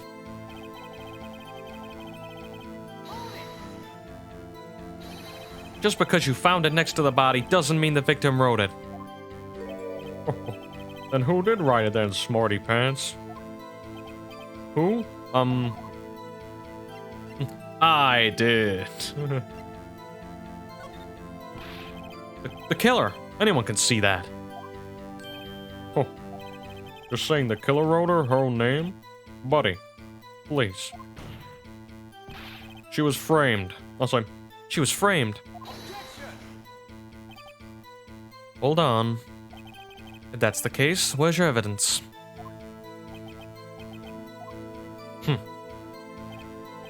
I guess that was a bit of tall order for you. Those who had evidence shouldn't open their mouths, Mr. Wright. yeah, pal.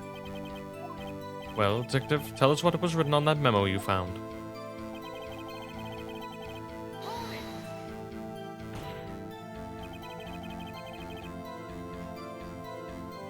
Do you have proof that it was Mia who wrote it? Of course I do, pal. Uh-oh, he sounds pretty confident. This might be not so good.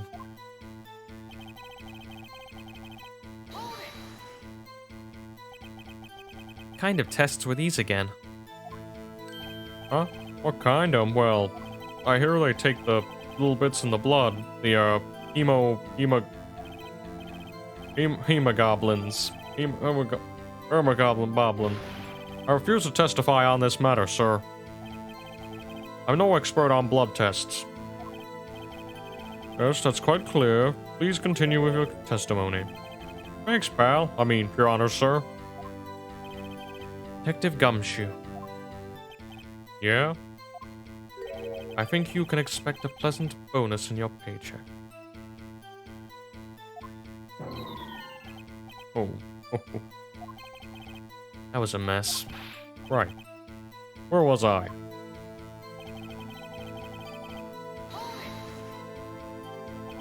On which hand was the victim's bloody finger, Detective? The right hand. She was right-handed. Huh. Nice try. Uh-oh. Guess it wasn't too hard to see what I was getting at there.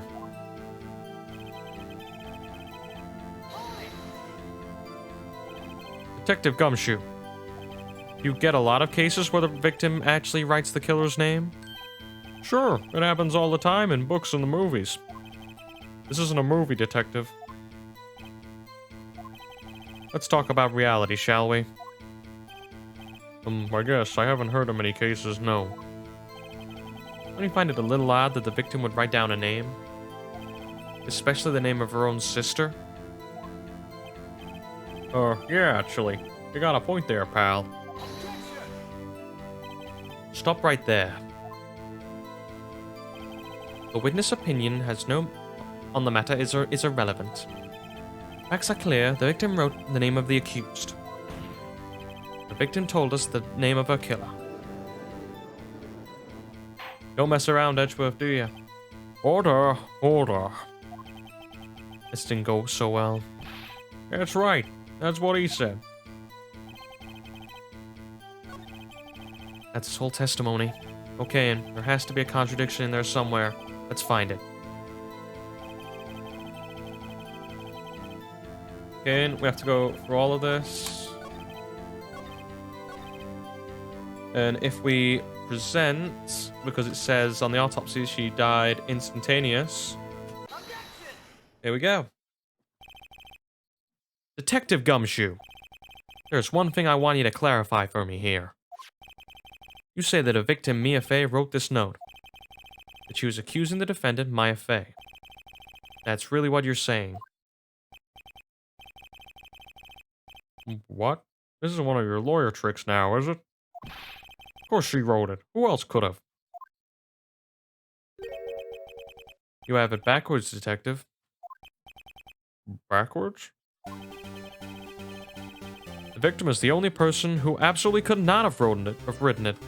Sorry. This is a report from the Euro Department, Detective.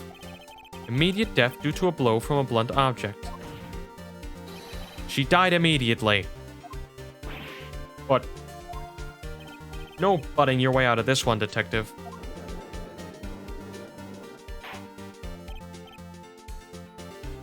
order, order. The French has a point. Someone who died immediately wouldn't have the time to write anything down. Mr. Wright, I beg your pardon, but when exactly did you obtain that autopsy report? When? Day of the murder, day after the murder? It was the day after the murder. Prosecution's point being, Always doing the finger wag. That autopsy report is outdated, Your Honor. what? The second autopsy was performed yesterday at my request. Death was almost immediate due to a blow from a blunt object. But there was a possibility that the victim lived for several minutes after the blow. I received these results this morning. No way! Your Honor, it's quite easy to imagine that the victim did have time to write Maya. That is all. I see. Damn you, Edgeworth. I should have known you'd have something up your sleeve. Why, Mr. Wright, you look shocked. something you want to say?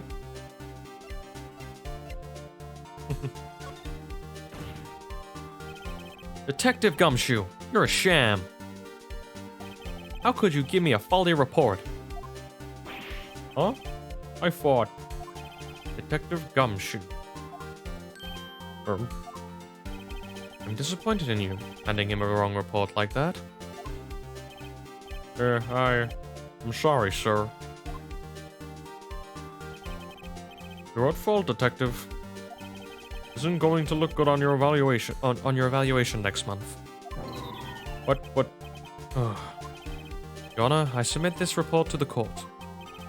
understood. The court accepts it into evidence.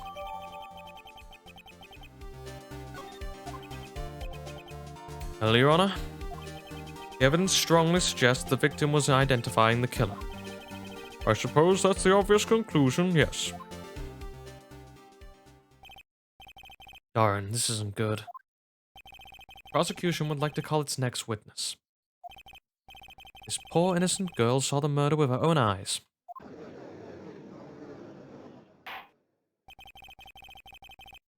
Let the witness Miss April May take the stand. Exactly what part of her is innocent? Here we go. Witness, your name, please.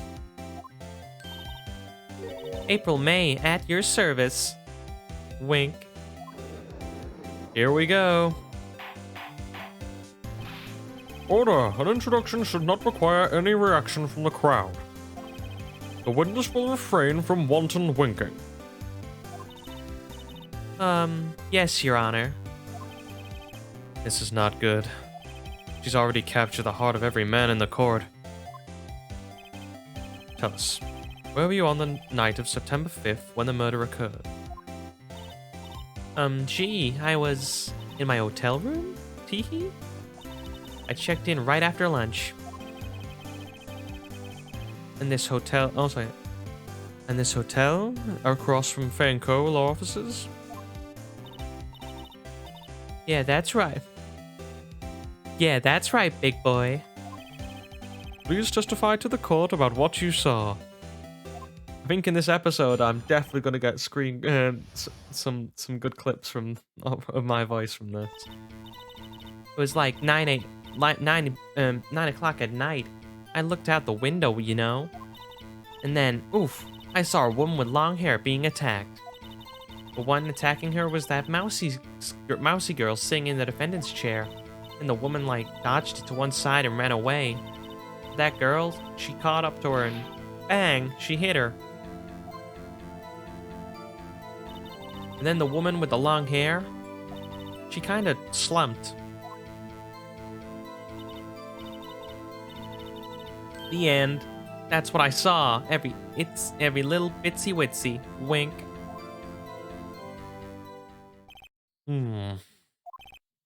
Well, Well, Your Honor. I see. It's remarkably solid testimony. I don't see a need to trouble the witness any. Wait, Your Honor. Yes, Mr. Wright? What about my cross-examination? I thought the witness's testimony just now was quite firm. Didn't you? Mr. Wright, I understand you were Miss Miafei's understudy, were you not? You must know her techniques quite well. A cowardly way of finding tiny faults in perfectly good testimonies. Hey, how dare you? Well, Mr. Wright, will you cross-examine the witness? Hell yeah!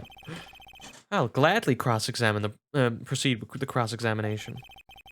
If only because I have feeling Edgeworth doesn't want me to. She has to have some weakness. Very well, you must begin your cross-examination.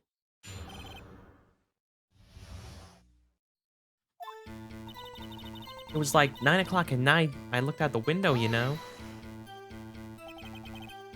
Why did you do that? Huh? Why? Why what? Why did you look outside the window? Were you expecting to see something? Gee. What, that's it? She can't get out of this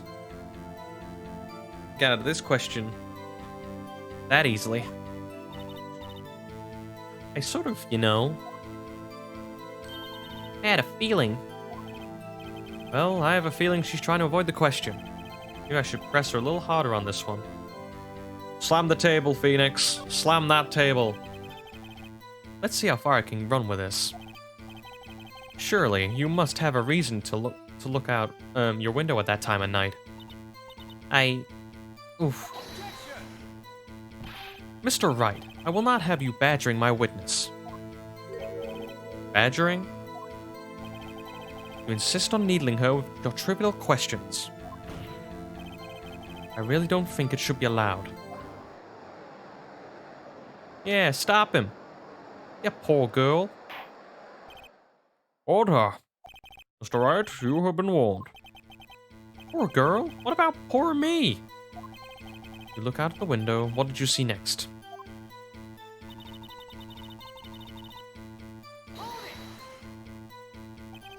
Woman with long hair? That was Mia Fey. Slender? Sort of, well, some people might say pretty if that's your thing. Your thing? The person attacking her?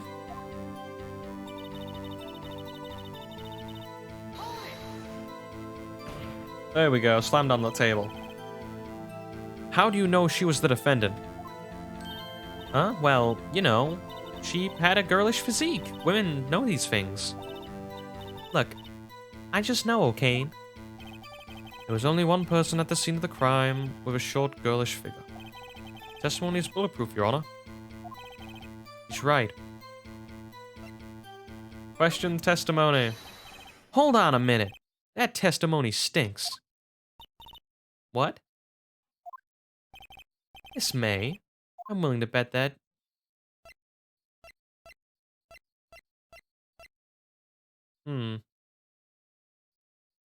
Let's go with you lying. I can never remember. You telling the truth? Did you really see the defendant? Or... Mr. Wright, what is the meaning of this? Yeah, what is the meaning? Somebody tell me, because I'm clueless about this, I mean. Okay. You had really had witnessed my client, Maya Fey. You would have noticed her clothes before noticing her physique. No one wears clothes like this on a daily basis. Look at her. She's a freak. And I'm no expert on fashion, but her hairdo and looks far from normal to me. However, the witness's testimony mentioned neither of these things. The testimony is bogus. But... Still, we don't know if she was dressed that way the night of the murder.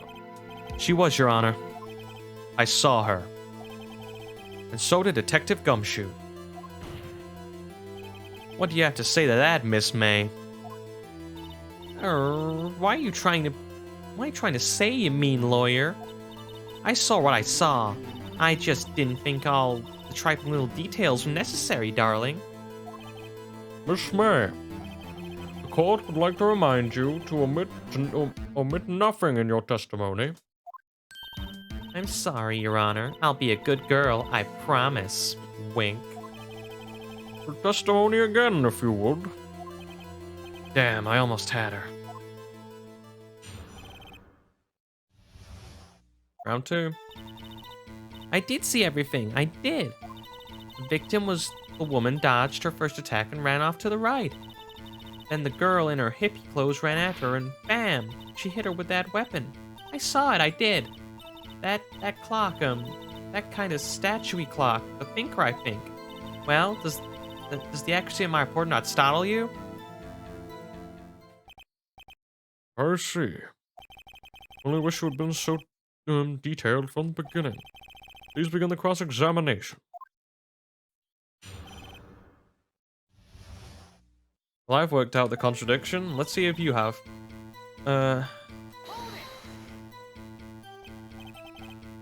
So, you saw me then, too. Of course. I remember that spiky hair anywhere. Spiky? Let will refrain from personal attacks on the defense attorney. Oh, was I a bad girl? I'm so sorry. Very well, continue. Victim and the woman dodged the first attack and then ran off to the right. Is that right as in right as you look to the hotel? Which hand do I hold my knife in again? Right, it was my right hand, right? Satisfied, Mr. Wright? Please continue. And the girl hippie clothes ran after her? How convenient for you to remember her hippie clothes. That's what that's what she was wearing. Oh, and her hair was all done up in a bun. What happened then?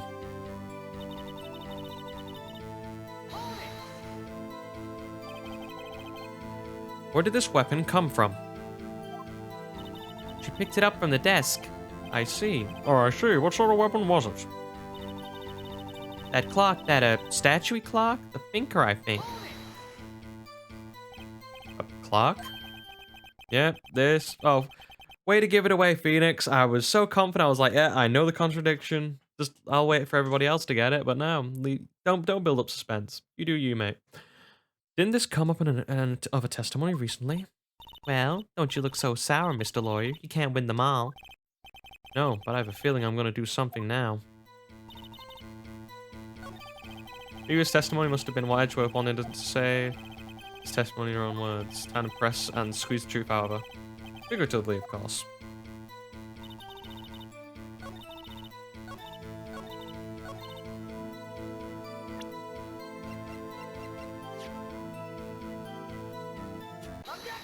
Question is, how did she know it was a clock? Miss May, what did you just say now was quite revealing. Do the smug Phoenix face, come on. I wanna see it. Revealing? Ooh, you'd like that, wouldn't you, naughty Mr. Lawyer? You said that this was the statue of the thinker was a clock. But there's no way of knowing just by looking at it. Another person in much the same position as you recently called this a clock too. And he was, there we go, there's the smug face. And he was guilty of murder.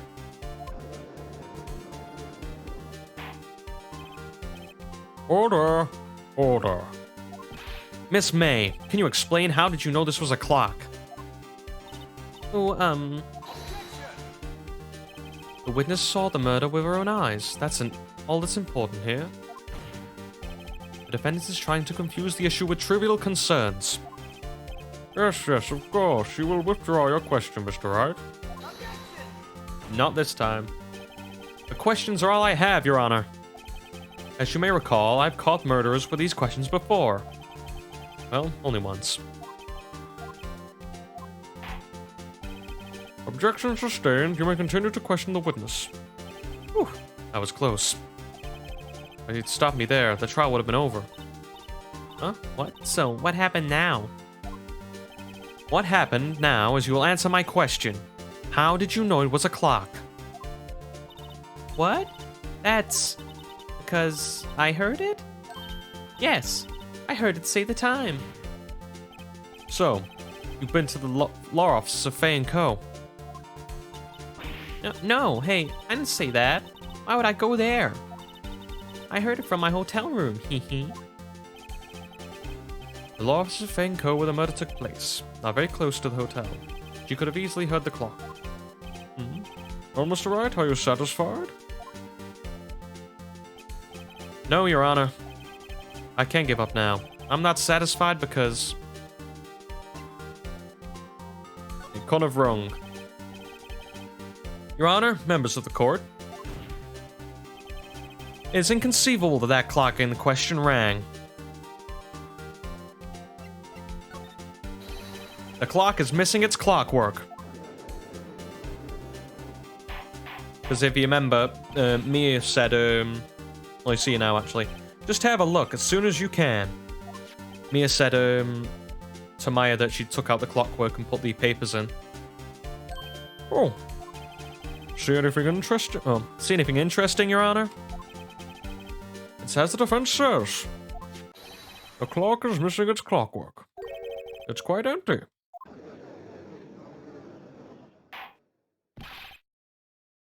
Mr. Wright, Would you care to explain to the court the meaning of this?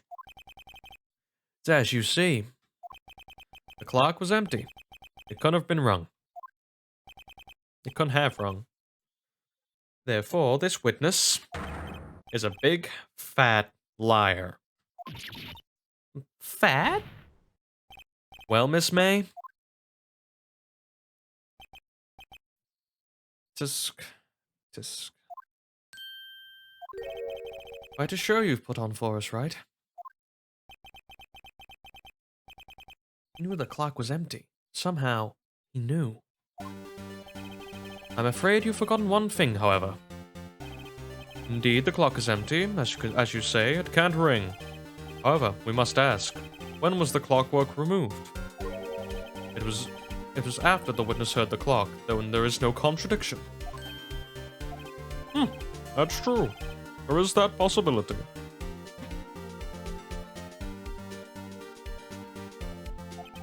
The clock might have been emptied after she heard it. And that is exactly what happened, Your Honor. Well, Mr. Wright, can you prove when the clockwork was removed? Impossible, of course. I have proof. What? Wasn't it you who told me that proof is everything? Well, I was listening. And now I'll show you the proof you like so much. The evidence that proves the clockwork was removed is the phone, because it's a conversation between Mia and Maya. Take a look at this. That's a very cute cell phone. You have a girly phone. Wait. This isn't my phone.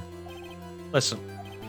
This is the defendant's phone, and it contains a recording. A recording of a conversation she had with a victim on the day of the murder.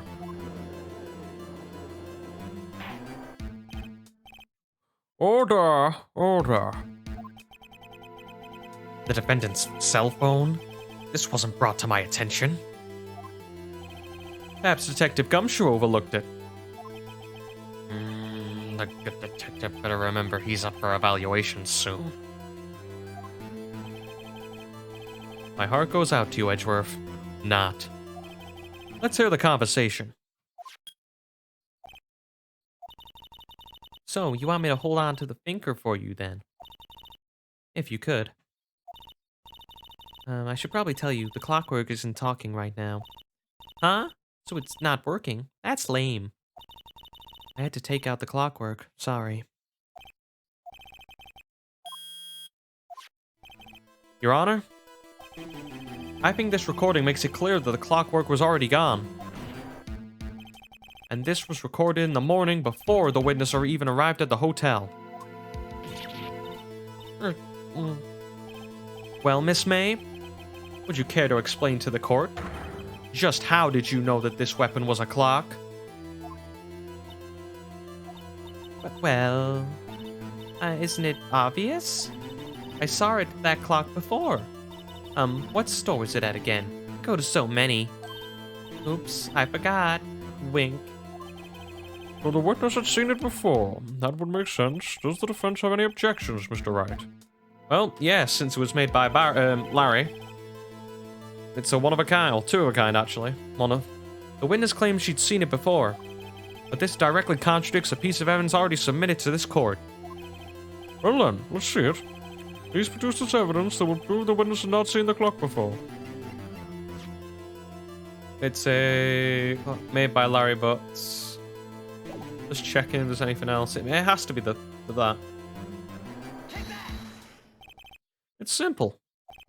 This clock was never in any store ever. What? A friend of mine made that clock. Only two exist in the world. The one that isn't is here in police custody. Impossible. Everything is sold in stores. Miss May, I think it's high time you went shopping for a better excuse. Oh, burn! Oh, excuses not on sale today. Just lay into her, Phoenix. Just lay into her. Oh. Okay, multiple screaming. I'm not doing it.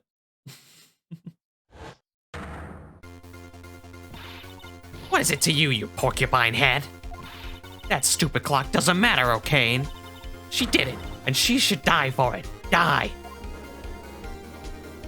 And at a drop of a hat, she turns. Whoa, let's not get ahead of ourselves. This is a court of law, and the witness will remain calm.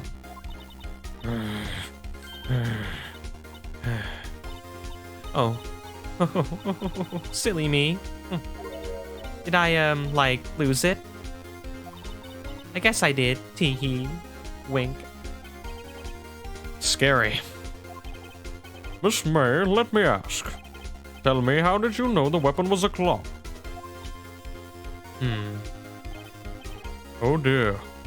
Does the defense have an opinion on this behavior? This is it. Yes, Your Honor. Allow me to explain the truth for the matter. April Miss May, you knew the weapon was a clock because the witness had never held the clock in her hand. However, she had heard about it was a clock. She heard? That is correct, Your Honor. There is no other way she could have known the thinker was a clock. And I can show you the proof. Well, this is certainly interesting. Let's see it then. Show me the evidence proving that the witness had heard the murder weapon was a clock. Oh, whoops. Again, clicking space instead of the enter button. We'll use the wiretap because she clearly must have been listening on The Office. Have a look at this. That?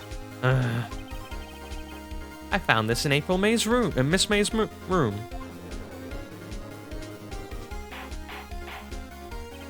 Mr. Wright, please explain to the court what this is. Miss April May, you were tapping the victim's Miss Mia Faye's phone, were you not? Oh. Your Honor, this is irrelevant. I'm not entirely sure that is. Objection overruled. It troubles me that our witness was in possession of a wiretap. This is outrageous. Does the defense truly claim that the witness was tapping her phone? Absolutely. Even if that were the case, which it is not, you still have one thing to prove. Did the victim ever say that the weapon was a clock on the phone? Can you prove that? I think not. Oh yeah? I think I can. It's simple. What? Here's my proof. The proof the victim said on the phone the weapon was a clock. It should be here. Just checking. He looks like a thinker. It's a clock. Yeah. I present the defendant's cell phone. Yes, we've seen that.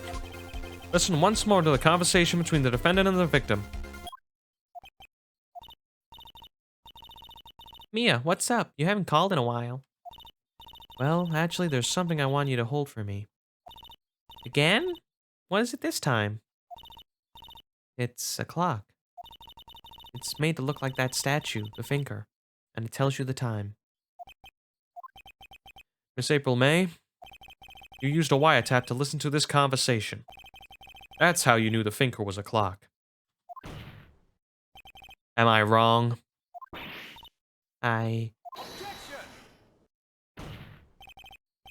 Your Honor, this is ridiculous. Your Honor, look at the witness's face. Does that seem amused to you? The defense demands an answer. Witness, answer the question. Did you tap her phone? Miss May! Shut up, all of you. What gives you the right to talk to me like that? You lawyer.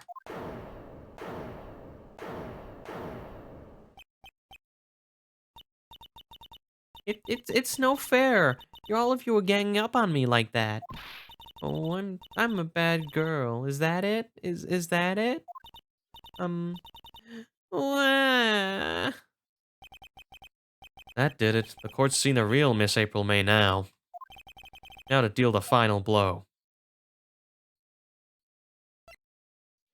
Well, if you accuse her of murder, she clearly kind of...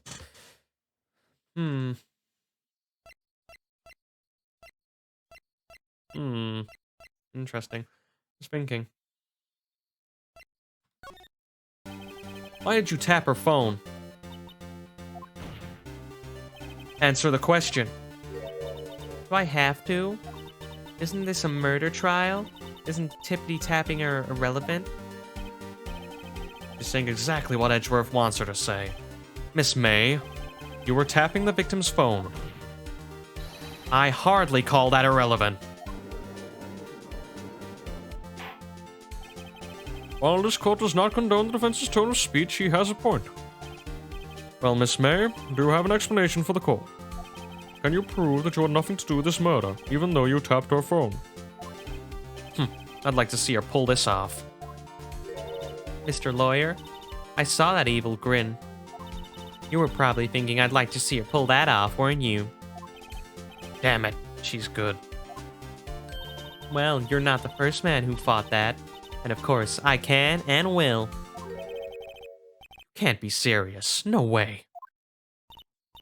Way, I say, way. Oh, and I assure you I'm serious, Mr. Lawyer. Okay, so the killing happened around 9 o'clock at night.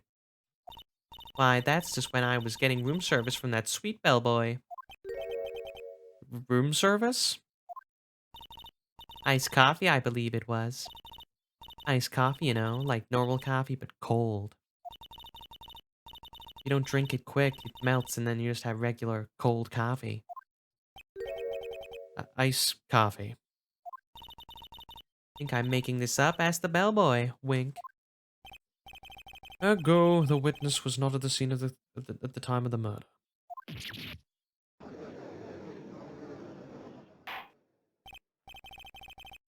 So, where does that leave us?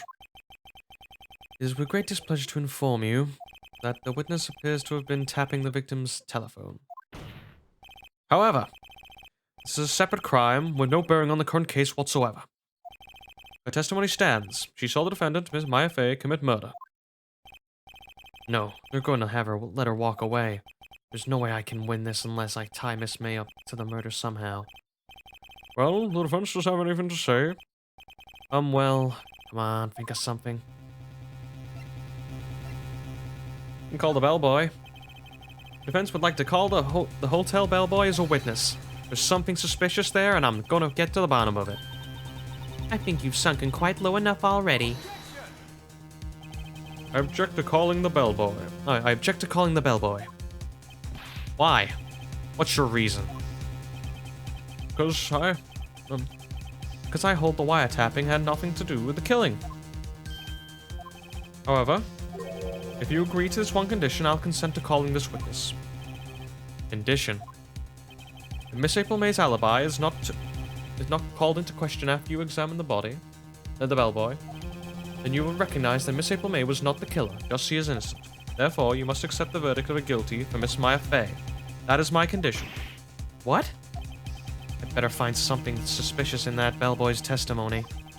Otherwise, Maya will be declared guilty on the spot. What should I do? Alright, I've got nothing to lose, except, well, everything. Understood. I accept your condition. Fool. You fell right into my trap. Uh-oh. Wait. Very well. Court calls the hotel bellboy to the stand. I believe we're ready for the witness to testify. He certainly does look like a bellboy. Yes, sir. I received your summons in the middle of work, sir. I'm happy to be of service. That T-set looks rather heavy, so without further ado, the witness will begin his testimony. Very good, sir.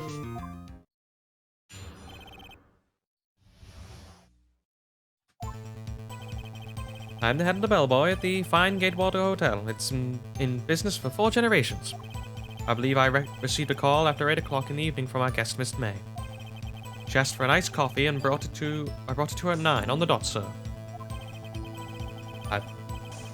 I brought it. Okay, right. So I just couldn't read it for a second. I brought it to her precisely at the requested time, of course. And I delivered the iced coffee to our guest, Miss May herself. I see. The defense may begin cross-examination.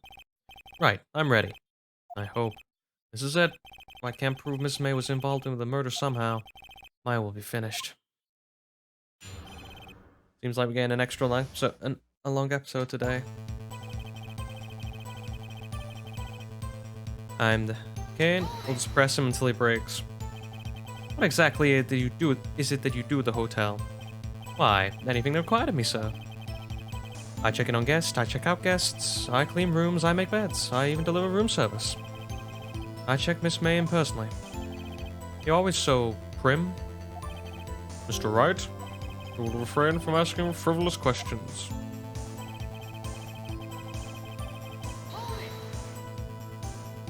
Are you sure it was Miss May on the phone? Absolutely, sir. How can you be so certain? Now, how can you be so certain? I checked Miss May in personally, sir. Not only did I see her, her stunning radiance, I also heard her voice. And then I saw them. And I... Ahem. Point being, I remembered her quite well, sir. Yes, what then?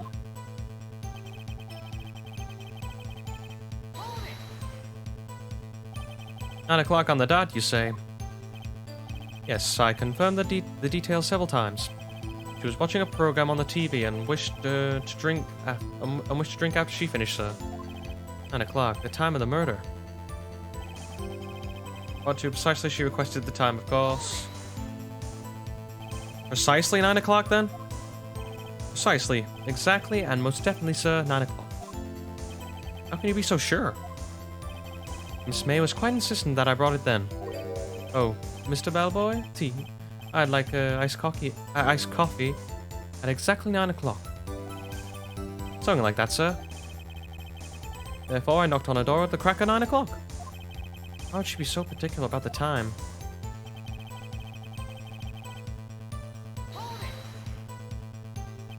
You were sure it was Miss April May herself?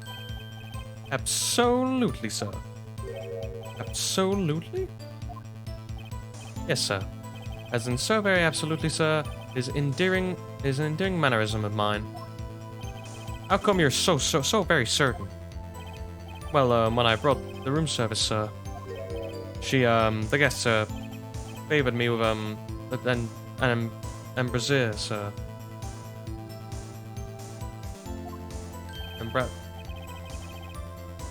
Isn't that French for embrace? It's French for kiss, sir. Not a French kiss, sir. More of a peck on the cheek. Why would she have done that? I believe perhaps she was momentarily swayed by my prim demeanor, sir. It was a moment I shall never forget, sir. Sounds pretty fishy to me. I think our May was up to something and wanted the Bellboy to remember. It's no good. There's nothing here. Is this it? Finally, you understand. Bellboy has absolutely no reason to lie. Now, if you have any decency, you'll end this rather tedious cross-examination here. It was a bit tedious. The witness may leave the stand. I can't let this happen, can I? Wait. Please wait. Yes, does the defense have anything to add? One last question. Let me ask you one last question. Honor, I must object. The charade of justice has gone on long enough. Now, Mr. Wedgeworth. Sorry, I did the voices. Too many. I'm doing all voices and I get caught. Alright, Mr. Wright, I'll give you one more question, that is all. Okay. This is really it. My last chance. What do I ask him about?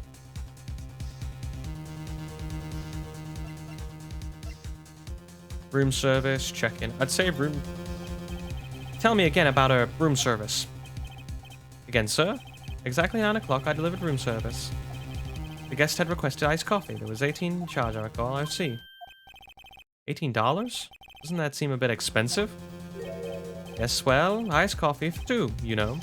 And we don't skimp on the ice, sir. I got it right then. What did he say?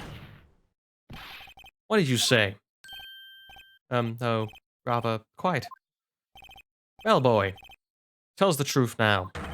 Was there someone else staying in Miss May's room? I object. That was objectionable. Objection overruled. The witness will answer the question. Yes, I see. Why did you not mention this in your testimony? Well, sir, you didn't ask. Nice try. That's the sort of thing that's the sort of thing you're normally supposed to mention. I shouldn't really cock up these lines in a dramatic moment. Ah, yes, quite. Indeed. It was, good of barrister there, Mr. Edgeworth, who... He asked me not to mention if there was anyone specifically asked, sir. Oof. You fool! I've done it. I've won. Miss April May checked into a twin room with a man. Correct? Yes, sir. Then, when you brought the room service up, you didn't see that man in the room. That's right, sir. Your Honor, we've learned of another person involved who may have been in the murder. In this new light, I hold that it's impossible to judge the defendant. You agree, Mr. Edgeworth? Who is this other person? Simple. It was...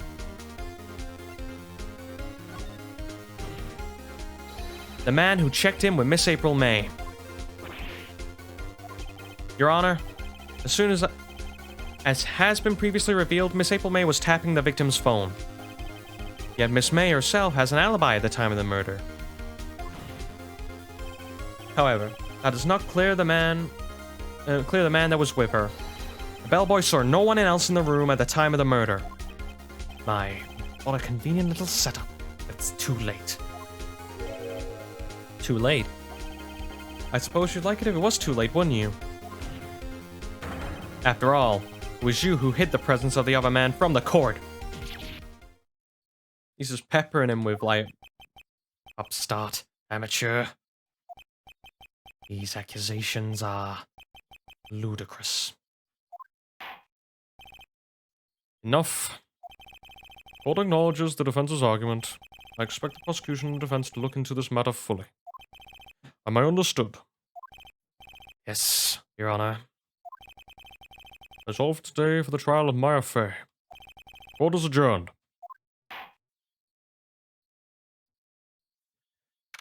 I do agree. $9 per iced coffee is still ridiculously expensive. Mr. Wright, you were amazing in there. Really? I think I might be your newest fan. Oh, I was just doing my job, you know. Huh. Then again, that other attorney was pretty cool too. Huh? That face of his, with his eyes wide and his trembling lips. He sent shivers up my spine. You say so.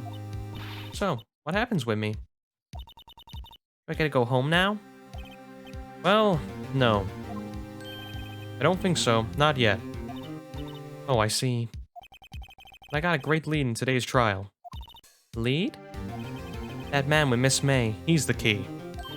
Oh, I get it. What happened to Miss May after that, anyway? I heard they arrested her. I guess they're learning... I guess she's learning her charms won't work everywhere. She's probably at the detention center now. I may have to go down there later. Anyway, this case is far from being closed. Yes, sir. I'm going to find out more about this man. You think he was the one who... Maybe so. Sis. Don't worry. I'll find him by tomorrow. I promise. I'm counting on you. I asked for a full record of April May's testimony. I thought it might come in handy during the trial tomorrow. But now that I have it, I'm not so sure. Most of her testimony was all lies. In fact, there's only one part I got left on the record. I don't know how much good this will do me at all, but... Anyway, time to hit the pavement and do some investigating. Maya doesn't belong in that detention center, and it's up to me to get her free. And with that, we can save. And that should be the end of the episode. Oof. So, we'll save here. Want to thank you guys for watching. People on Twitch, I have a YouTube channel that all these streams get uploaded to. Should be linked down below if you want to see that. People on YouTube, all these get streamed live to Twitch. You want to see it live and interact? Hey, I ain't. No. Phoenix, this before I'm ending the episode right now. I'm not ending the episode until I clear this up. I will not save scum. I am doing this on my own, and I will fail if I will. I do not save scum with this. Other stuff I will, but this is. I like figuring stuff out, and because I've played the game before, I think it's unfair to save scum. I'm pretty sure I did save scum though on the first time round. I'll be honest. Okay, but anyway, like I was saying, people on YouTube, if you want to catch me live and talk like I have been doing that right then, should be a link in every description down below. Want to thank you guys both for watching one final time, and bye bye.